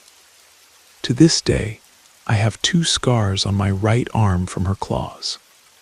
I opened the door for my neighbor, who was there again, and he came in to help me restrain the woman. That's when I called the police. The entire time we waited, She didn't stop screaming and cursing at both of us, in addition to threatening us. The best way to describe her is that she looked like a methamphetamine addict going through withdrawal, both from the way she acted and her appearance. When the police arrived, one of the officers recognized her immediately. They had dealt with her several times before. Her name, curiously, was Karen.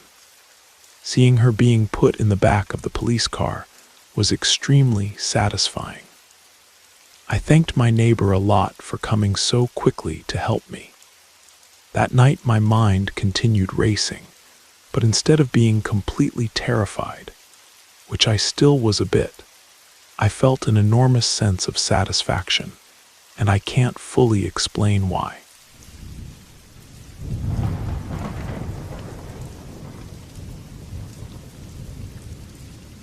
This story was told to me by my grandmother several years ago, and even after all this time, I can't get what my grandfather experienced out of my head. I've always enjoyed hearing scary stories, but I used to approach these experiences with a certain skepticism. However, this particular story made me rethink many things. What I'm about to share happened 23 years ago, and was the last time my grandfather took one of his long routes on the highway. My grandfather had been a trucker his entire life, a tough man, accustomed to solitude and the endless hours behind the wheel. My grandmother always said he was never one to get scared easily. Sure, there were moments when he'd get a little nervous about certain situations, but never truly frightened. Or at least, that's what we believed until that night. My grandmother told me that my grandfather had left to deliver merchandise, a trip that would take about 4 days in total. It was a common route he had traveled many times before, hauling freight from Chicago down to Mobile, Alabama. The first part of the journey went smoothly, but something strange began to happen on the second night. It was a cold November evening. My grandfather, as usual, called my grandmother from a payphone at a small truck stop off Interstate 65, wrapping himself in his worn leather jacket as he spoke. But that night, his voice was different. My grandmother told me she immediately noticed he was afraid. "Ever since I left the city," he said, "at every stop, whether it's to fuel up, grab coffee, or use the restroom, I notice a woman." According to my grandfather, this woman never approached or did anything obvious. She just watched him from a distance, hidden in the shadows, dressed completely in black. At first, he thought it was just a coincidence, maybe someone who was on the same route or lived near one of the truck stops. But when he saw her for the second and third time at different gas stations, separated by hundreds of miles, something inside him began to feel uneasy. He never managed to see her face clearly, but he always knew he was being watched. This sensation accompanied him at every stop, and although she never did anything to approach or speak to him, her mere presence made him nervous. I remember my grandmother telling me that during that phone call, my grandfather said with a trembling voice, "I don't know who this woman is, but she gives me a very bad feeling. There's something heavy and negative about her. I feel something strange every time I see her, like something bad is going to happen." My grandmother, as she always did, tried to calm him down. She said she would pray for him, that it was probably just a coincidence, and that maybe he was tired, causing his mind to create these things. But my grandfather wasn't convinced. "I don't feel right," he kept repeating. "This woman, even though I can't see her clearly, radiates a vibe that fills me with dread." My grandmother had never heard my grandfather speak like that before, as if he was genuinely afraid of this woman. Eventually, my grandmother managed to calm him down, telling him to rest and arrive safely. My grandfather promised he would, although his voice still sounded uncertain. That was the last time my grandmother heard his voice. The next morning, my grandmother was awakened by a phone call. It was the state police from Tennessee. They informed her that my grandfather had died in an accident during the early hours of the morning. My grandmother, in shock, could barely understand what was being said. According to the report, my grandfather had lost control of his 18-wheeler on a dangerous curve near the Tennessee-Alabama border. The truck had gone off the road and rolled down an embankment. He died instantly. There was no time for rescue. For my family, his death was a devastating blow. No one expected something like this. My grandfather had always been a careful and experienced driver, and that route wasn't new to him. However, when my grandmother began to tell what he had said the night before, many in the family started to believe that the woman who had been following him wasn't an ordinary person. Over the years, I've heard many theories about what really happened. Some believe my grandfather was exhausted, perhaps with a confused mind, and that this could have caused the accident, leading him to have hallucinations. However, others, like my grandmother and some close family members, firmly believe that the woman who was watching him was something darker, perhaps death itself, waiting for the right moment to take him.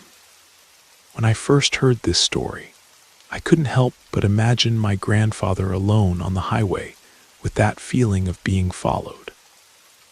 I kept thinking about what he must have felt seeing that figure at every stop, knowing something was wrong, but unable to do anything about it. My grandmother always said that he felt that woman wasn't normal, and although he could never see her clearly, he knew her presence brought something evil. It's easy to think that stories like this are just superstitions or the result of a tired mind. But after hearing what my grandfather went through and how his journey ended, I can't avoid the idea that maybe, just maybe, death was following him from the beginning. Perhaps that woman dressed in black was a warning, an omen of what was to come. Today, every time I see a payphone at an old truck stop, I can't help but remember that call, the fear my grandfather must have felt, and the figure watching him from the distance. I wonder if somehow he knew what was about to happen, and if in his final moments he understood who that woman was and why she was following him.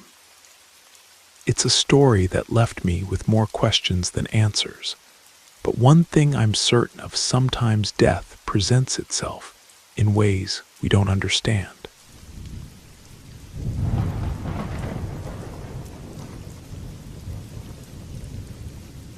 When I was a kid, I spent a lot of time alone at home. My mom was single for most of my childhood and worked as a nurse with complicated schedules, while my older brother had already gone off to college in Oregon. This happened on a night when my mom was working the graveyard shift at the hospital. It was a Friday evening, so I called a girl named Sarah whom I'd been talking to, asking if she wanted to come over and hang out. She lived just a few blocks away in our suburban Denver neighborhood. We watched some movies in the living room, shared a pizza, and talked about school stuff. After a while, she had to leave because her parents didn't like her staying out too late, especially on weekends. As soon as she left, I was alone to take care of the house. I went upstairs to my room and continued watching TV, lying on my bed. My bedroom was on the second floor with a clear view of our backyard deck. That's when I heard the sound of one of our patio chairs being dragged across the wooden deck outside. I got up, looked out the window, and saw someone sitting in one of our outdoor chairs. I figured it was Sarah since she had left less than 10 minutes ago. I called out her name, thinking maybe she had come back for some reason. Perhaps she'd forgotten something or her ride hadn't shown up yet. The person looked up directly at me, but it wasn't Sarah. I immediately stepped away from the window, trying to hide. I couldn't recognize who it was, at least not in that darkness, but I could tell it was definitely a man. The way he sat there, completely still, sent chills down my spine. I quickly texted some friends in our group chat, asking if any of them was trying to prank me. Those who responded said no, and even asked what I was talking about. Deep down, I knew none of my friends would show up at my house just to mess with me like that, especially not this late. Terrified but also curious, I slowly walked back to the window to take another look. The person was still there, seated in the chair, looking directly up at my bedroom window. Now I could clearly see it was a man, and he had definitely seen me. I quickly moved away from the window again and turned off the TV. I sat on my bed, curled up, hugging my knees, waiting in the darkness for what felt like forever. I didn't even have the courage to turn on my phone screen, afraid the light might attract his attention. I could barely move, fearing he might hear any sound since my window was slightly open for the cool evening air. I wanted him to believe I was no longer in my room. I stayed motionless for a good while, probably about 5 minutes, sitting there without moving. I tried to convince myself there was no way that man was still out there. Finally, I gathered the courage to get up and take another look out the window. A horrible feeling washed over me when I saw he was still there, still looking directly at my window. This time, instead of backing away again, I tried to be brave. I looked at him and asked, "What do you want?" That's when I noticed his shoulders began to move up and down, as if he was laughing uncontrollably, but without making any sound. That silent laughter made me even more tense. Then I heard a faint whistling sound coming from him, as if he was laughing so hard he could barely breathe. I asked no, I pleaded for him to please leave, and I stepped away from the window again. I went back to my bed, but I was afraid to call the police, though I'm not sure why. Maybe I thought they wouldn't believe me, or maybe I was just too paralyzed with fear to think clearly. I left my room and sat at the top of the stairs, trying to listen to what was happening downstairs. That's when I heard the back door being forced. He was trying to get into the house. I ran back to my room and hid again. I was only 15 years old and had no idea what else I could do. After some time, I heard the sound of the front door handle being tested. The man was now trying to open the front door as well. Fortunately, he gave up shortly after that. I mentally thanked God that we had locked all the doors before my mom left for work. I closed my bedroom window and pulled the curtains shut. If our doors hadn't been locked, I could easily have been killed that night. Back then, I was skinny and weak, and I certainly didn't know how to fight. I stayed in my room until my mom came home around 9 in the morning. When I told her what had happened, her first reaction was to be angry that I hadn't called 911. Looking back now, I realize how stupid it was not to have done that. It's just one of many decisions I made in my youth that I question to this day. The police came by later that morning to take a report. They found footprints in our backyard and some scratches around both door frames where someone had tried to force entry. They increased patrols in our neighborhood for the next few weeks, but they never caught whoever it was. What bothers me most about that night isn't just that some stranger was watching me and tried to break in. It's that silent laughter, the way he seemed to enjoy my fear. Sometimes I wonder if he knew exactly how scared I was, if he could sense my terror from across the yard. The memory of that soundless, shoulder-shaking laughter still gives me nightmares 20 years later. I never found out who that man was or what he wanted. But I learned that night that evil doesn't always announce itself with screams or threats. Sometimes it just sits quietly in your backyard chair, watching and waiting, finding amusement in your helplessness.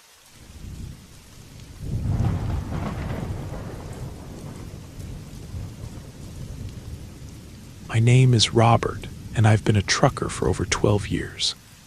The lonely nights on the road never bothered me. In fact, I enjoyed the peace that long hauls brought. Over time, I got used to the silence, the endless asphalt, and being in my own world. I never considered myself a superstitious person, but some things I've experienced in these years simply have no explanation. The story I'm going to tell is one of those I'd prefer to forget, but it always returns to my mind when I'm alone, driving at night. On one of those occasions, I was making a long trip, one of those that seems to never end, from Seattle down to Phoenix. It was one of those early morning hours when the highway seems interminable, and fatigue makes driving an almost impossible task. My only company was the constant noise of the engine and the creaking of the cargo behind me. I was hauling a load of electronics, nothing unusual, but the trailer felt heavier than normal that night. There were no other cars on Interstate 84, no signs of cities on the horizon, just darkness and my truck's headlights reflecting on the wet asphalt from an earlier drizzle. Everything was going normally until, while taking a curve near the Oregon-Idaho border, something caught my attention. It was something subtle, something I noticed only out of the corner of my eye, a shadow in the passenger side rearview mirror.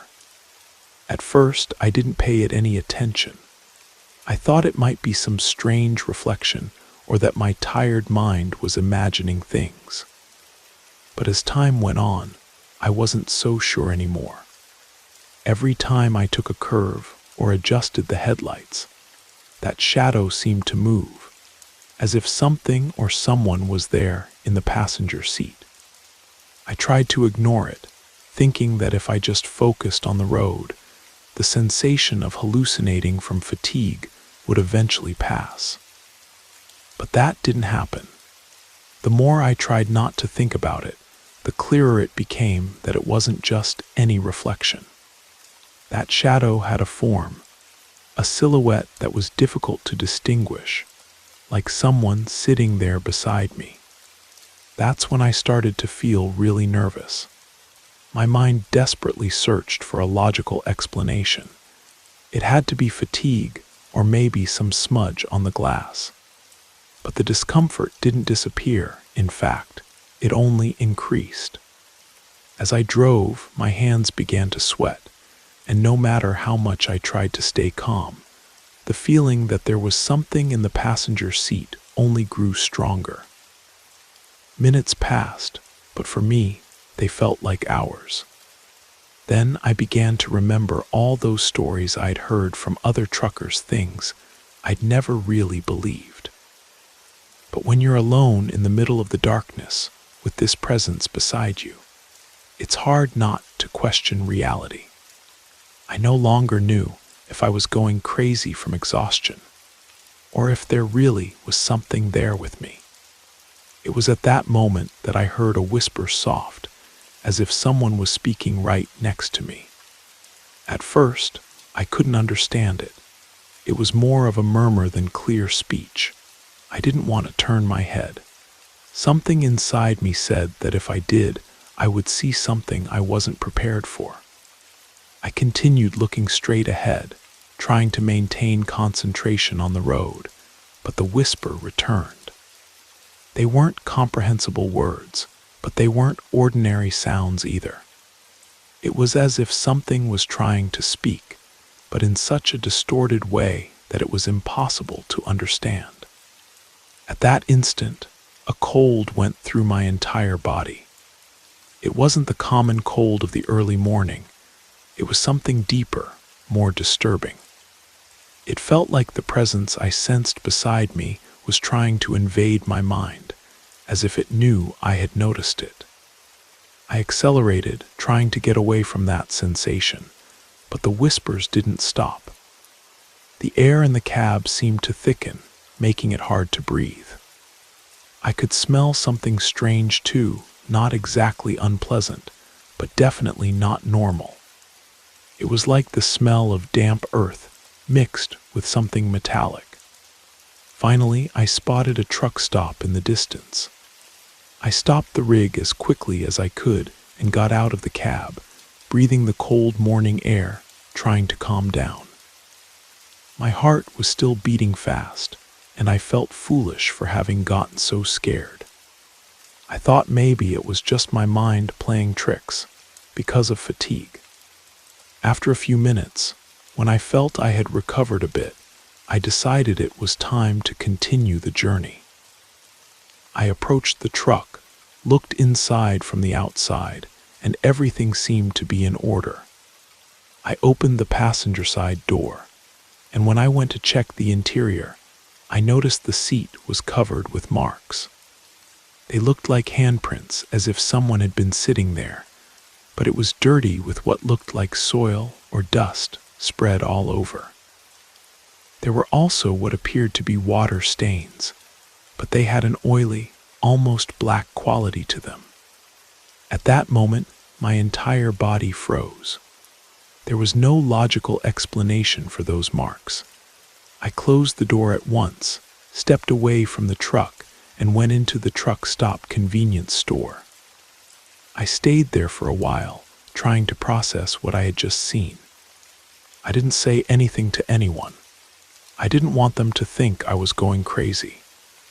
But deep down, I knew there had been something in that seat, something that completely escaped my understanding. When I finally gathered the courage to return to the truck, I went with a mixture of fear and resignation. I knew I needed to continue the route, but I also knew I was no longer alone. I don't know what got into that truck with me, but since that day, whenever I drive through that stretch of highway, I avoid looking in the passenger side mirror. I don't want to know anymore if the shadow is still there, if that presence still accompanies me in silence. I have no idea what that shadow was. I'd heard other truckers tell similar stories, but I always ignored them. Now, I can't stop thinking that maybe that shadow was the spirit of someone who died on that highway, someone who couldn't find peace. That's the explanation I prefer to believe, because if it's not that, I can only imagine something much worse. An entity so dark that it made me feel such a deep and disturbing unease. I'm not sure of anything. The only thing I know is that since that night, the road no longer seems as peaceful as before. And whenever the silence becomes unbearably heavy, I feel that presence is still there, watching me, filling the environment with dense and negative energy. Sometimes, late at night when I'm driving through that same area, I catch glimpses of movement in my peripheral vision. I tell myself it's just fatigue, just shadows from passing trees, but part of me knows better. Part of me knows that some passengers never really leave your truck. They just learn to hide better in the darkness between the seats.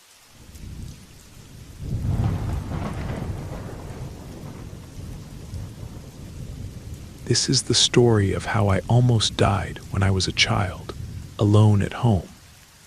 And it was probably the most intense night of my life, with many things happening all at once. We were a family of 5 living in a 2-story house in suburban Minneapolis. At the time, I was 11 years old, my older brother Jake was 15, and my little sister Emma was 6. It was a Saturday night in late October. Jake was out with friends, doing whatever teenagers do when they think they're invincible. I remember being in my room playing my Nintendo when I heard my mom start crying desperately downstairs. I was terrified and ran to see what was happening. My mom was on the phone with someone from Hennepin County Medical Center, and they were calling to inform her that Jake had been hit by a car while skateboarding near the University of Minnesota campus. We were all in shock, terrified. His leg was broken, but I don't know exactly what else was said during that call. What I do know is that my parents quickly grabbed their coats, picked up Emma from her room, and asked me if I was okay staying home alone. I said yes, and they rushed out, anxious to get to the hospital. I was, of course, very worried about Jake, but I didn't want to go to the hospital and see him hurt. I think my parents didn't want Emma and me to go either, but they couldn't leave a 6-year-old alone without supervision. I should mention that Jake recovered well, since his accident isn't really relevant to this story, beyond being the reason I was left alone at home that Saturday night. Before leaving, my dad was trying to calm my mom down, saying everything would be fine. Seeing my dad like that made me feel a little calmer. It seemed like my mom was just overreacting, as any mother would in a situation like that. I continued playing my video game for a few hours until I heard the front door open. By this time, I had already closed my bedroom door, and it was well past midnight, way beyond my bedtime. So I turned off the TV and Nintendo and went to bed with my Game Boy, trying to listen for my parents' voices to see if Jake was with them, or just to hear what they were saying. But I heard nothing. After several minutes without any sound coming from downstairs, I started to feel something was wrong. I got out of bed, opened my door quietly, and walked to the banister that overlooked our living room. The lights were off, but I could see 3 tall figures standing in our living room. They weren't my family. Panic took hold of me, and I was completely paralyzed for a moment before I could move back to my room. I closed the door as quietly as possible while my heart raced with fear. But it wasn't quiet enough, and I knew it. They must have heard the door close, even if just slightly. I ran to my closet door, opened it slowly, and went inside, closing it with as much care as possible. I hid behind boxes and bags of clothes stored in there. I was really well hidden. That moment of waiting seemed like an eternity as I imagined my bedroom door would open. And that's exactly what happened. At that instant, I was certain I was going to die. There were footsteps entering my room, but I couldn't tell if it was one person or more. The steps approached my bed, and I heard the sound of my blankets being moved around, followed by a disturbing silence. Shortly after, I heard footsteps heading toward the closet door. My heart felt like it was stuck in my throat. There were a few seconds of silence, and then the closet door opened. I froze, holding my breath. The door stayed open for a long time, or at least it seemed that way, but I didn't dare look or move. It was a good 20 seconds of total silence before the door closed again. The footsteps moved away and left my room. I finally looked up and realized that from where I was crouched behind the bags and boxes, I very well could have been seen by that person. What haunts me most is those 20 seconds when the closet door was open. Whoever was standing there had to have seen me, there's no way they couldn't have. The fact that they just stood there, looking at me, deciding what to do, is what gives me nightmares even now.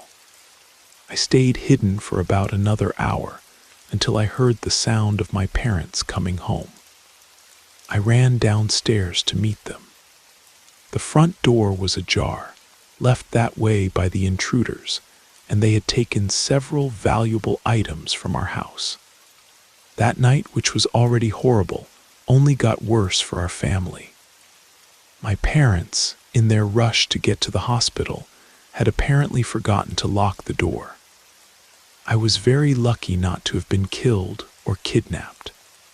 When I think about it now, I wonder if the person who opened the closet and stood there for 20 seconds really saw me hiding. Maybe it was just someone who broke in to steal without any intention of hurting anyone. Or maybe they really didn't see me, and I just escaped by very little from something much worse. But I have a different theory now, one that I've never shared with anyone. I think whoever opened that closet door did see me. I think they stood there for those 20 seconds, looking right at me, making a decision. And for some reason, maybe because I was just a scared kid, maybe because they weren't there to hurt anyone, they decided to let me live. Sometimes I wonder what would have happened if I had moved, if I had made a sound, if I had looked up and made eye contact with them. Would they have made a different choice? Would I be here to tell this story? The police never caught them. They found fingerprints, but nothing came of it. What they did tell us was that there had been a string of break-ins in our neighborhood over the past month, always targeting houses where the families were away. The strange thing is, according to the police report, nothing about the break-ins suggested they knew I was home. They came in through the unlocked front door, took what they wanted quickly and quietly, and left. The fact that one of them came upstairs and checked my room suggests they were being thorough, making sure the house was really empty. But those 20 seconds in the closet that wasn't being thorough, that was something else entirely. That was a moment of human recognition, a choice being made in real time.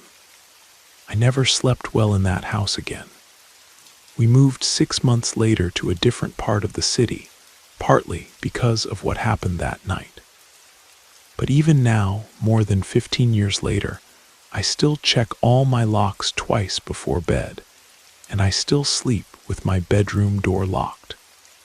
Because I learned that night that sometimes the most terrifying moments aren't when monsters reveal themselves. It's when they choose to stay hidden in the shadows, letting you know they were there all along.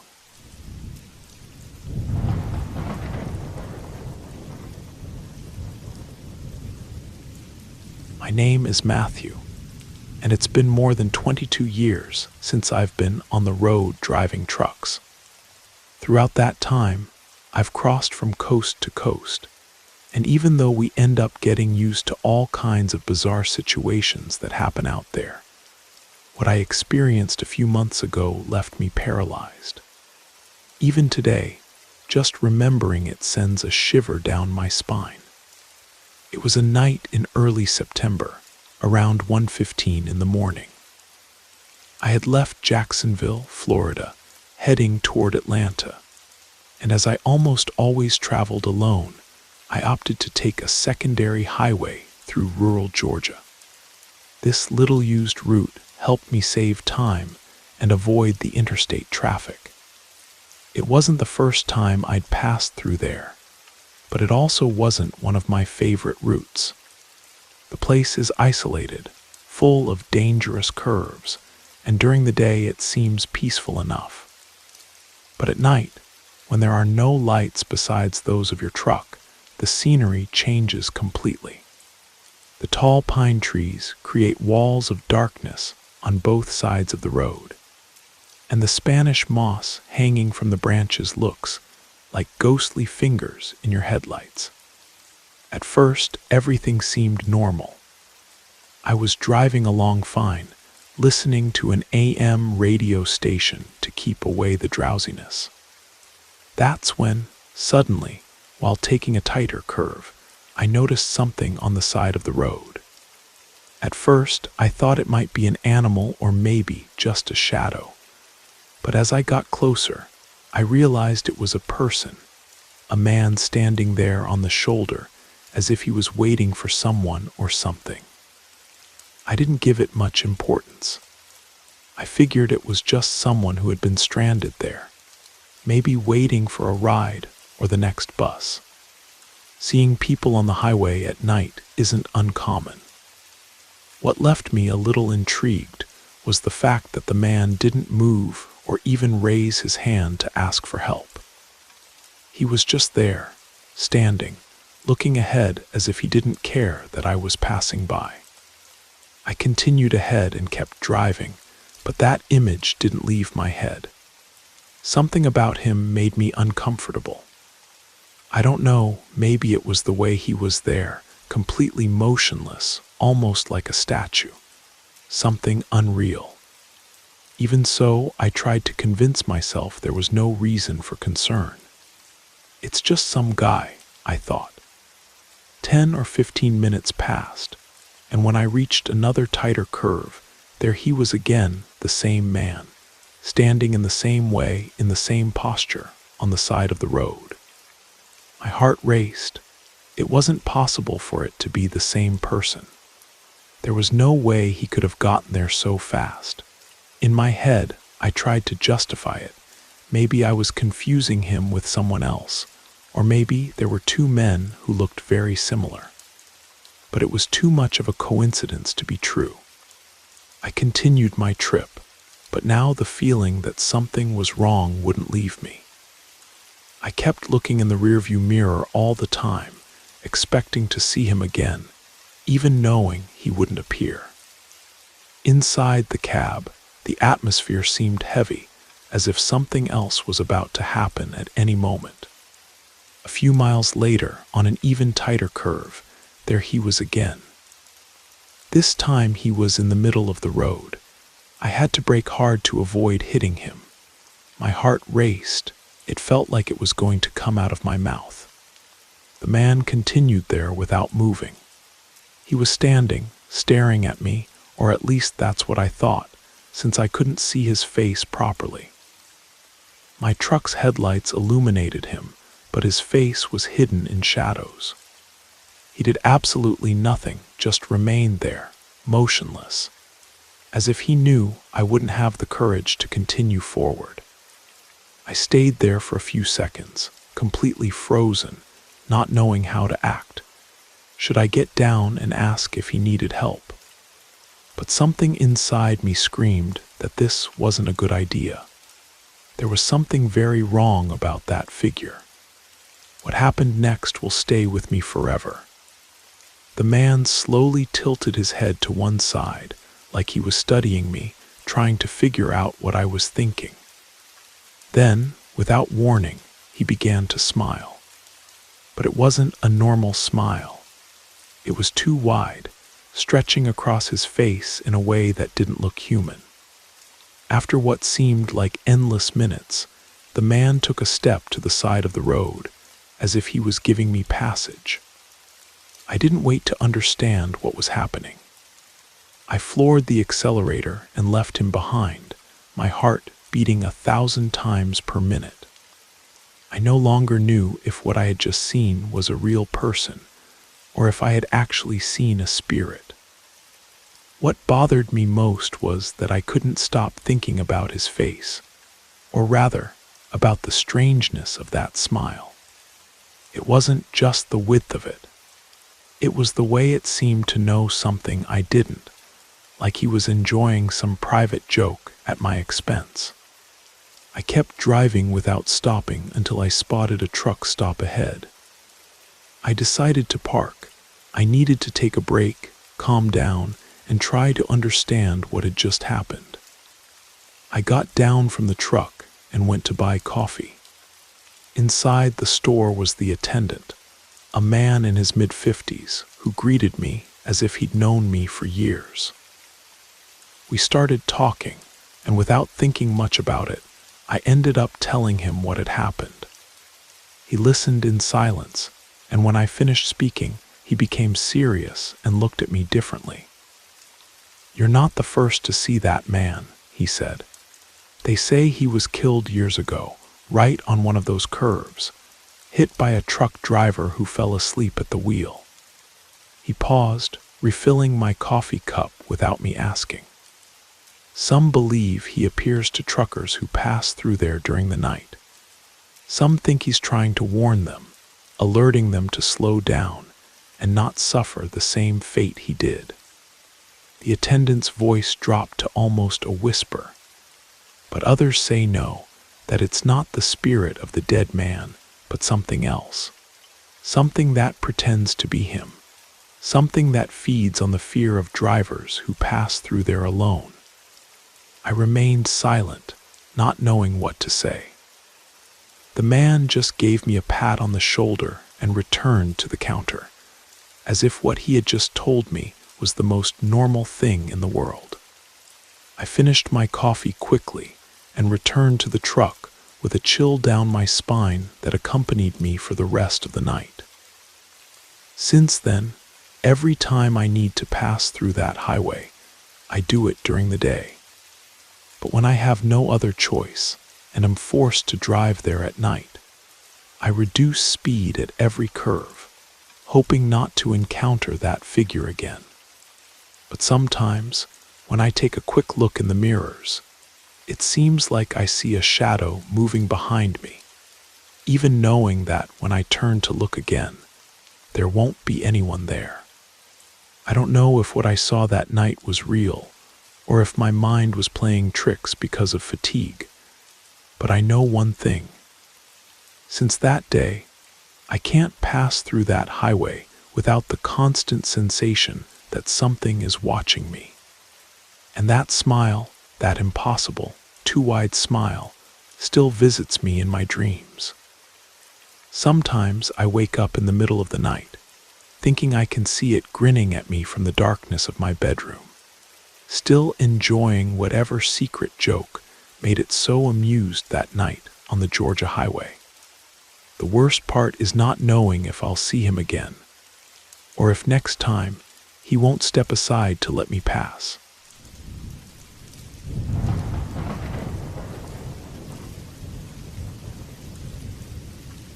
My name is Ryan, and I want to tell you a bit about my journey as a trucker, a profession I've practiced for many years. I've traveled so many highways across the Southwest that, to be honest, it seems like I know every curve by heart.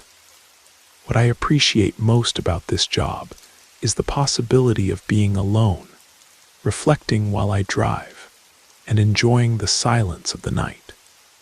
I was never the type who believes in weird things or ghost stories, although to tell the truth, I've heard many out there. I've always been more down to earth, until one night something happened that changed that. It was any old early morning, like so many others, and I had the task of making the route between Phoenix and Flagstaff, Arizona.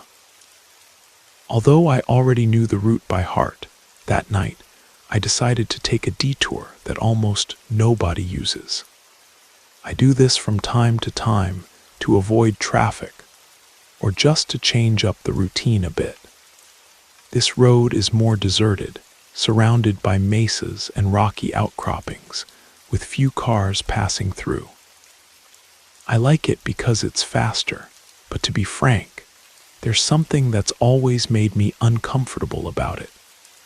The desert landscape at night can play tricks on your mind, especially when you're out there alone with nothing but sagebrush and Joshua trees for company.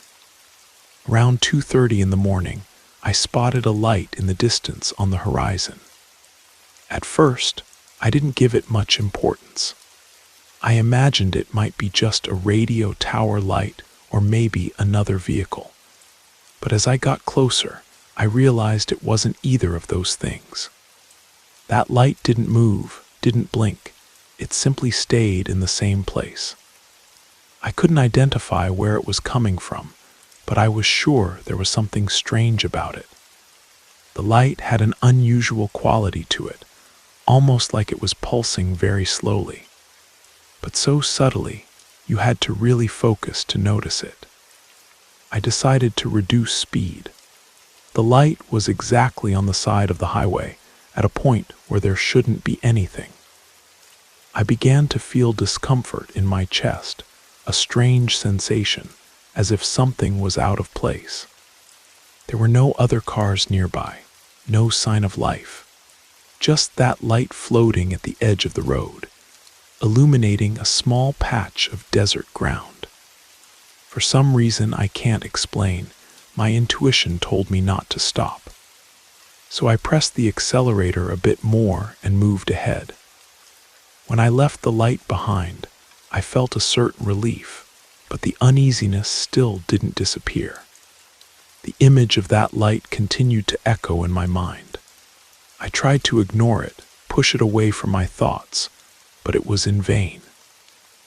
It was as if something was telling me there was something wrong, like I had witnessed something I shouldn't have. I arrived in Flagstaff and parked at a truck stop for some rest, planning to sleep a few hours before heading back to Phoenix. However, no matter how tired I was, I couldn't get a good night's sleep. Every time I closed my eyes, the light came back to appear in my mind. I felt like something was missing, like I hadn't seen everything I should have seen. Still, I tried to convince myself it was nothing serious, that it had probably just been a maintenance light on some equipment, or maybe even a reflection from a piece of metal or glass. With dawn, I prepared to return. The daylight made everything seem more normal, less disturbing. Time passed, and when I approached the stretch where I had seen the light, I decided to reduce speed, driven by curiosity and the desire to clarify what I had really seen that night. As soon as I arrived at that point, I felt a knot in my stomach when I spotted it. A white wooden cross on the side of the highway, almost hidden among the desert scrub. I parked the truck on the shoulder, got down, and walked to the cross. It wasn't large and seemed to have been there for a long time. The wood was weathered by sun and sandstorms, and I could barely read what was written on it, but I managed to distinguish a name and a date. 15 years ago, someone had died at that exact spot. The small memorial had wilted flowers at its base, and there were personal items. A small toy car, probably left by family, and a faded photograph protected by a plastic sleeve.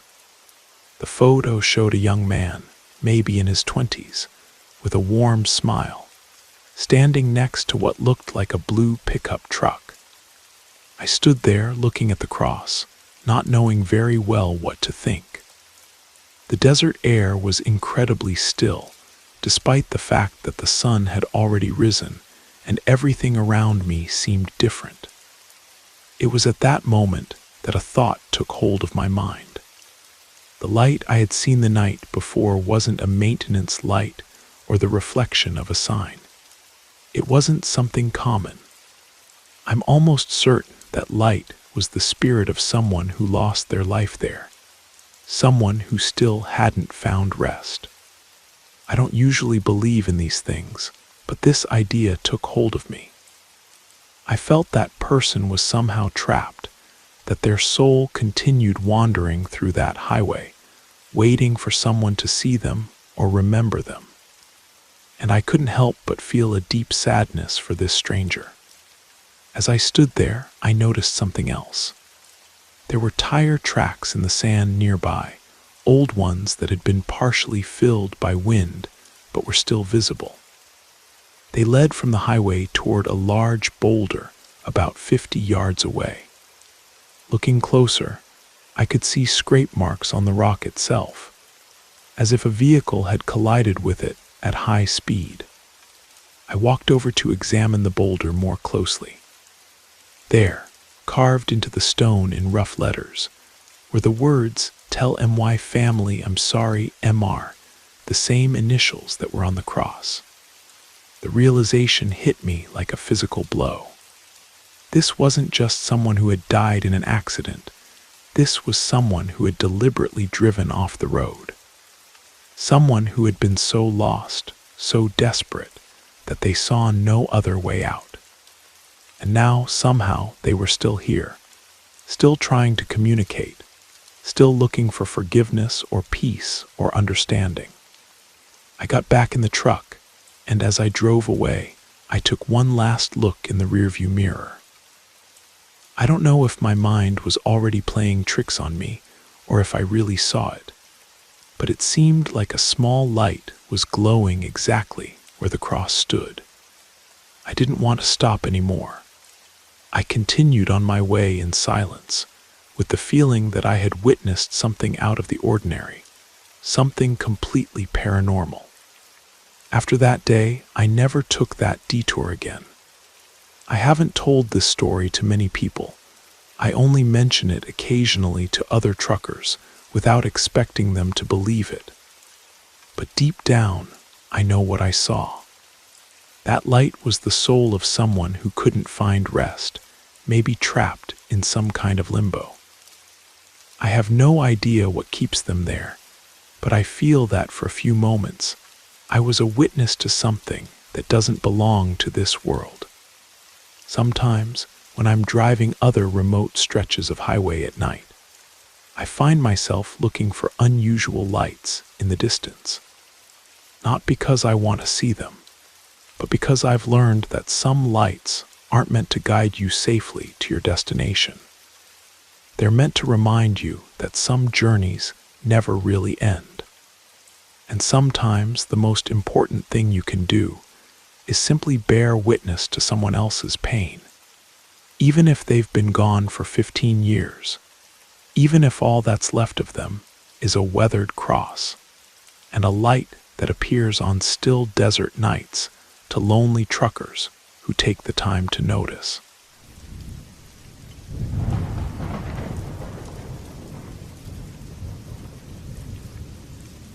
I think partly because I still can't completely understand it.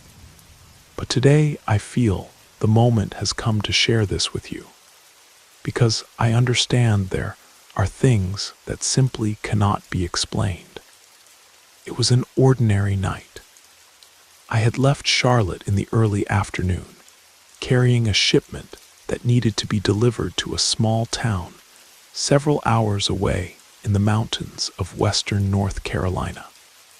The trip was going well, the road was calm, the sky clear, and despite nighttime travels always making me a bit nervous, I was relaxed. I still had a few hours until I reached my destination, so I decided to stop at a small gas station on the outskirts of a mountain town to stretch my legs and have some coffee. When I was returning to the truck, I came across someone I never imagined I'd encounter. It was Lucas, a childhood friend. Seeing him, I was completely surprised. He was standing next to the gas station, leaning against the wall with his eyes focused on the ground. What caught my attention immediately was his appearance. He looked exhausted, as if he hadn't slept in days. His eyes were sunken, and his clothes were all wrinkled. The strangest thing of all was that he didn't say a word when I approached. I tried to start a conversation, smiling, commenting that I didn't expect to find him there, but he didn't respond. He just looked at me sideways without lifting his head. Something in his gaze didn't seem right. It wasn't the look of someone who reunites with an old friend. There was an expression on his face that caused me deep discomfort, but I decided not to insist. Maybe he was going through something difficult. So I offered him a ride. "I can take you wherever you need to go, Lucas. Come on," I said. After a few seconds, He moved slowly toward the truck door and got in. In the first minutes of the trip, I tried to make conversation.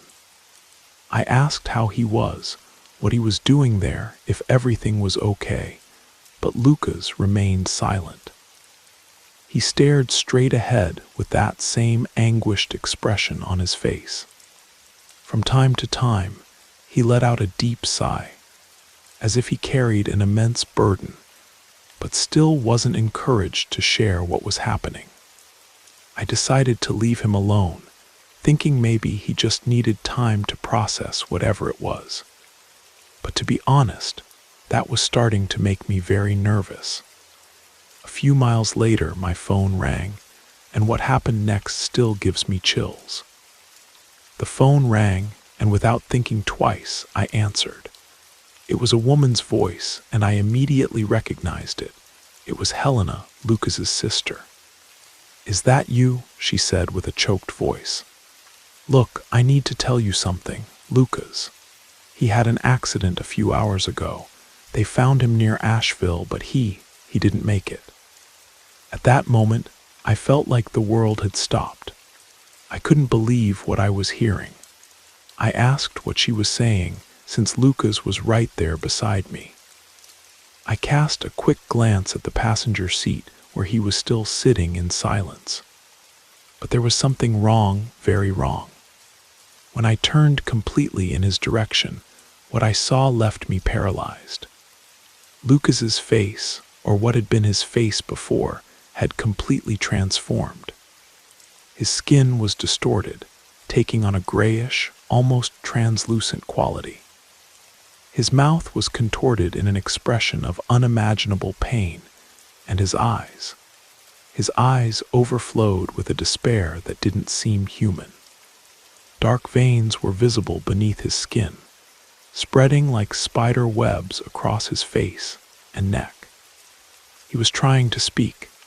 I could see his lips moving as if he wanted to say something, but from his mouth came no words, only guttural sounds. It was a kind of agonizing moan, a noise that expressed deep suffering, but without forming a single word. But the most terrifying part was his eyes. They weren't just filled with despair, they were pleading, looking directly at me with an intensity that seemed to burn right through me, as if he was trying to communicate something desperately important, but couldn't form the words. The terror I felt at that moment is something I'll never be able to erase from my memory. My heart raced, and without thinking, I let go of the steering wheel for an instant. That was the biggest mistake I could have made. The truck went out of control, and before I could react, we were heading straight toward the trees on the side of the highway. Everything happened so fast there was no time to think. The impact was violent, and the last thing I remember is the deafening sound of metal bending and glass shattering all around me. When I woke up, I was surrounded by police officers and paramedics. My head was throbbing with pain, and I could barely understand what had happened. The first thing I did was ask about Lucas. I asked urgently, trying to get up, but one of the paramedics stopped me. "Sir, when we arrived, you were alone. There was nobody else in the cab." I couldn't believe what I was hearing. I tried to explain that I had given Lucas a ride, that he had been with me the whole time, but the looks they gave me said everything. They didn't believe me. They searched the entire truck, looked around the crash site, but found no one. There was only me, trapped between the steering wheel and the seat with some injuries, but alive. Days passed until I was finally released from the hospital. Nobody in Lucas's family could understand how it was possible that I had seen him that night if he had already been dead for hours. His accident had happened before I encountered him at the gas station. They said he was last seen in the late afternoon before he disappeared, and all of this continues to echo in my head. If Lucas was already dead, who did I encounter that night? Who was it that I took with me in the truck? The investigation revealed more details that made everything even more disturbing. Lucas had been found in his car at the bottom of a ravine, about 30 miles from where I picked him up. The accident had occurred around 6 p.m., 3 hours before I saw him at the gas station. But here's what really haunts me. The coroner's report showed that Lucas had suffered severe facial trauma in the crash. His face had been damaged in ways that matched exactly what I saw in the truck that night. Years have passed since then, and even trying to move forward, that night never leaves me. I don't know what I saw. I don't know if it was really my friend or something that took his form. The only thing I know is that whatever it was, it didn't belong to this world. And although I can no longer say with certainty, I feel that somehow Lucas was trying to ask me for help, but I couldn't understand in time. Maybe he was trying to tell me about his accident, trying to say goodbye, or maybe he was warning me about something. The psychiatrist I saw for months after the incident had theories about trauma and grief hallucinations. But he couldn't explain the phone call from Helena that happened at the exact moment Lucas's appearance changed. He couldn't explain how I knew details about Lucas's injuries that hadn't been released to anyone outside the family. Sometimes, late at night when I'm driving alone, I catch myself checking the passenger seat more often than I should. Not because I'm afraid of seeing something, but because part of me hopes I will. Part of me hopes I'll get another chance to understand what Lucas was trying to tell me that night. What message he couldn't deliver before the crash took us both off that mountain road. Because the worst part isn't the fear of seeing the dead.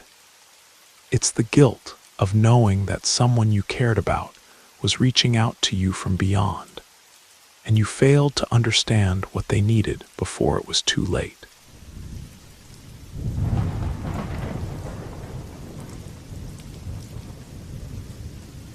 My name is Antonio, and for more than 32 years, I've been behind a steering wheel, traveling all kinds of roads from endless interstates to dusty paths that don't lead anywhere. The long hours, the solitude, and the ghost stories we hear out there teach anyone to keep their feet on the ground. But that night was different, and to this day, I'm not sure if what I experienced was real. It all started on a particularly difficult day. Business wasn't going well. The company I worked for had been going through months of financial difficulties, and several drivers had been laid off. I knew my days were numbered. The bills were piling up, and the bank had sent me a warning letter about my house. I was about to lose everything. So when they called me last minute to offer a job, I accepted almost without thinking. It was easy money, double the normal rate. The client, a guy with a calm and mysterious voice, said he had cargo that needed to be delivered urgently to a warehouse deep in the Appalachian Mountains of West Virginia. The only strange detail was that he didn't give much information about the merchandise. He just mentioned it was fragile and had to be delivered before dawn. But what really caught my attention was the last warning. Don't open the trailer for anything. Don't ask what it is. Just take the cargo and collect your payment. Under any other circumstances, I would have refused. The smell of illegality was in the air, and I knew something was very wrong. But I was desperate. I needed that money like never before.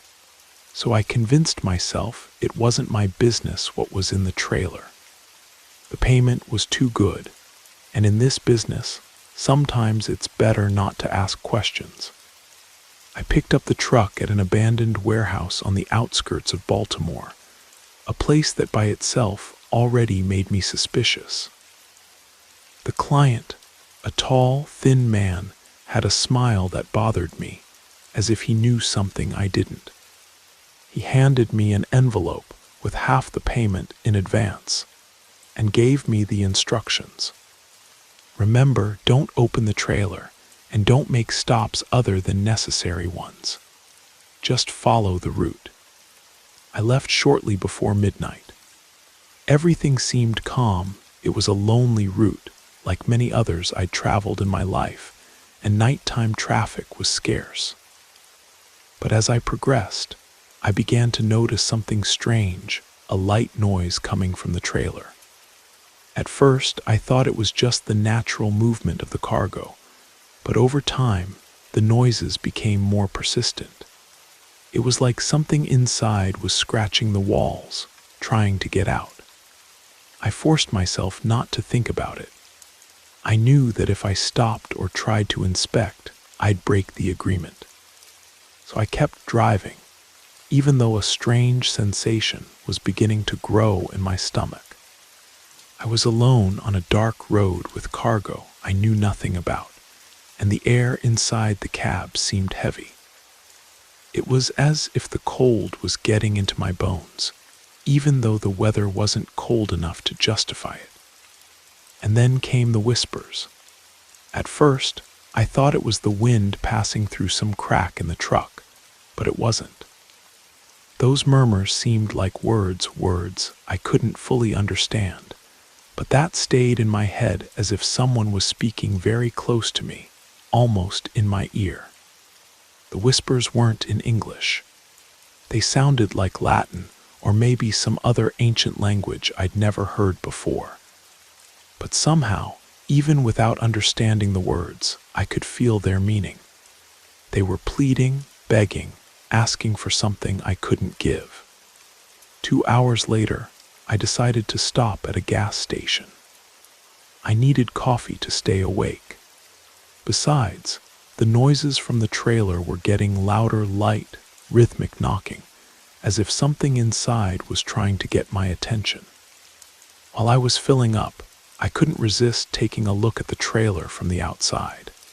It seemed completely normal, but that strange sensation wouldn't leave me. I went into the convenience store to buy coffee, and the cashier, an elderly man, looked at me in a way that made me even more worried. "You coming from that direction?" he asked, pointing to the path I had come from. I nodded, trying not to seem nervous. "Be careful, son," he warned me. "That road doesn't always take you just where you think it will. There are old stories about that route, stories about trucks that go up into those mountains and come back. Different." He leaned closer and lowered his voice. "About 20 years ago, there was a trucker who took a similar job. Same kind of mysterious cargo, same warnings about not opening the trailer. They found his truck 3 days later, crashed into a tree. But here's the thing, the trailer was empty, and the driver, well, let's just say he was never the same. Spent the rest of his life in a mental hospital, talking about voices and shadows that followed him home. I thanked him, but his words made me even more uneasy than I already was. I returned to the truck, started the engine, and continued on my way. But the noises from the trailer didn't stop. In fact, the whispers got louder, and the cold inside the cab became unbearable. I didn't understand the words, but I could perceive the malaise that the environment transmitted. It was when I reached a particularly strange curve that the truck's lights flickered, and for a brief second, I saw a shadow pass in front of the headlights. Someone or something was on the road. I panicked and stepped on the brakes, suddenly very scared. I stayed looking ahead, but there was nothing, just the dark asphalt and the shadows of the trees. I shook my head, trying to concentrate. Maybe I was just tired, worn out by the tension of the whole trip. But when I looked in the rearview mirror, I saw something that will be etched in my mind forever. At the edge of vision, right at the back of the trailer, there was a dark figure. I couldn't make out details, but that presence was there, motionless, as if waiting for me to do something. I don't know how long I stayed looking, but when I finally got the courage to turn and look directly, it disappeared. The sensation that something was watching me was stronger than ever. The noises inside the trailer became a nightmare. They were no longer just knocks, they were footsteps, going from one side to the other. And worse, they seemed to be keeping time with my heartbeat, as if whatever was in there could sense my fear and was feeding off it. When I finally reached the warehouse, an old, half-ruined building in the middle of the mountains, I felt a strange relief. I wanted to get rid of that cargo as quickly as possible. The same man who had hired me was waiting for me, smiling with that expression that made me uncomfortable. "You heard her, didn't you?" he asked, still with that smile. I was paralyzed because I hadn't said anything about the noises. "Hear what?" I responded, trying to seem indifferent. "The trailer. She sometimes gets restless on long trips." "She?" I asked. The man simply kept smiling and handed me the rest of the payment without saying anything more. I didn't want to ask anything else or know more about it. I got in the truck and left there as fast as I could. When I left that warehouse, I felt a mixture of relief and anguish. I had done my job, received my payment, and everything should have been fine. But it wasn't. That trip left me with something beyond payment and a bad moment. In the weeks that followed, I couldn't stop thinking about the trailer noises, the whispers I heard during the journey, and especially that figure I saw in the mirror, the shadow that watched me from the darkness. At first, I tried to ignore it. I wanted to convince myself it was just a hallucination, that my mind was confusing me because of stress. But then things started happening. At night in my house, I could hear the same knocks I heard in the trailer. When I turned off the lights, I felt like someone was watching me from the shadows of the room. The worst happened one night while I was washing my face in the bathroom. I raised my head to the mirror, and I swear to God, for a second I saw something, a dark figure, motionless, exactly like the one I saw on the road. I didn't want to look again. I closed my eyes, breathed deeply, and when I opened them, it was no longer there. But that left me with a persistent doubt. Something was wrong. I know it sounds crazy, but it's as if what was in that trailer hadn't stayed in the mountains. Something evil followed me home. Since that trip, I've refused all offers, no matter how tempting they were. Money isn't everything, especially when you feel like something is following you everywhere. The whispers started coming to my house too. Late at night, I'd hear that same ancient language being spoken in empty rooms. I had my house blessed by 3 different priests, but the sounds continued. I started researching the area where I made that delivery. What I found made my blood run cold. Those mountains have a history going back centuries, stories of missing people, of indigenous tribes that refused to enter certain areas because they said the land was cursed. In the 1800s, there were reports of a cult that operated in those mountains. They were said to practice rituals involving human sacrifice, trying to commune with entities from beyond. The cult was supposedly disbanded by federal marshals, but the local legends say they never really stopped their activities. They just learned to be more careful.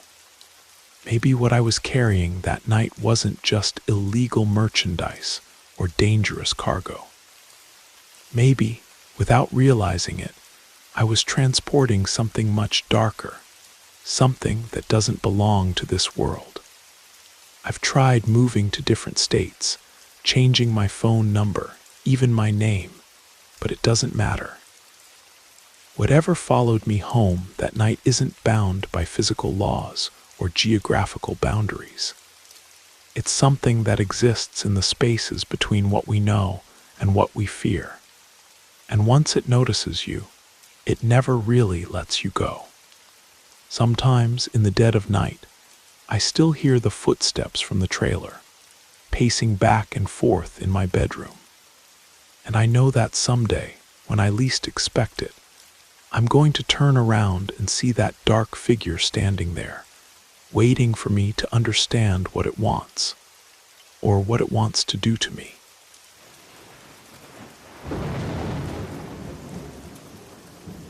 You made it to the end of the stories. That means it's the perfect time to subscribe so you don't miss future episodes. And if you haven't already, leave a like and drop a comment. I'd love to hear your thoughts. Have a great time relaxing, and good night.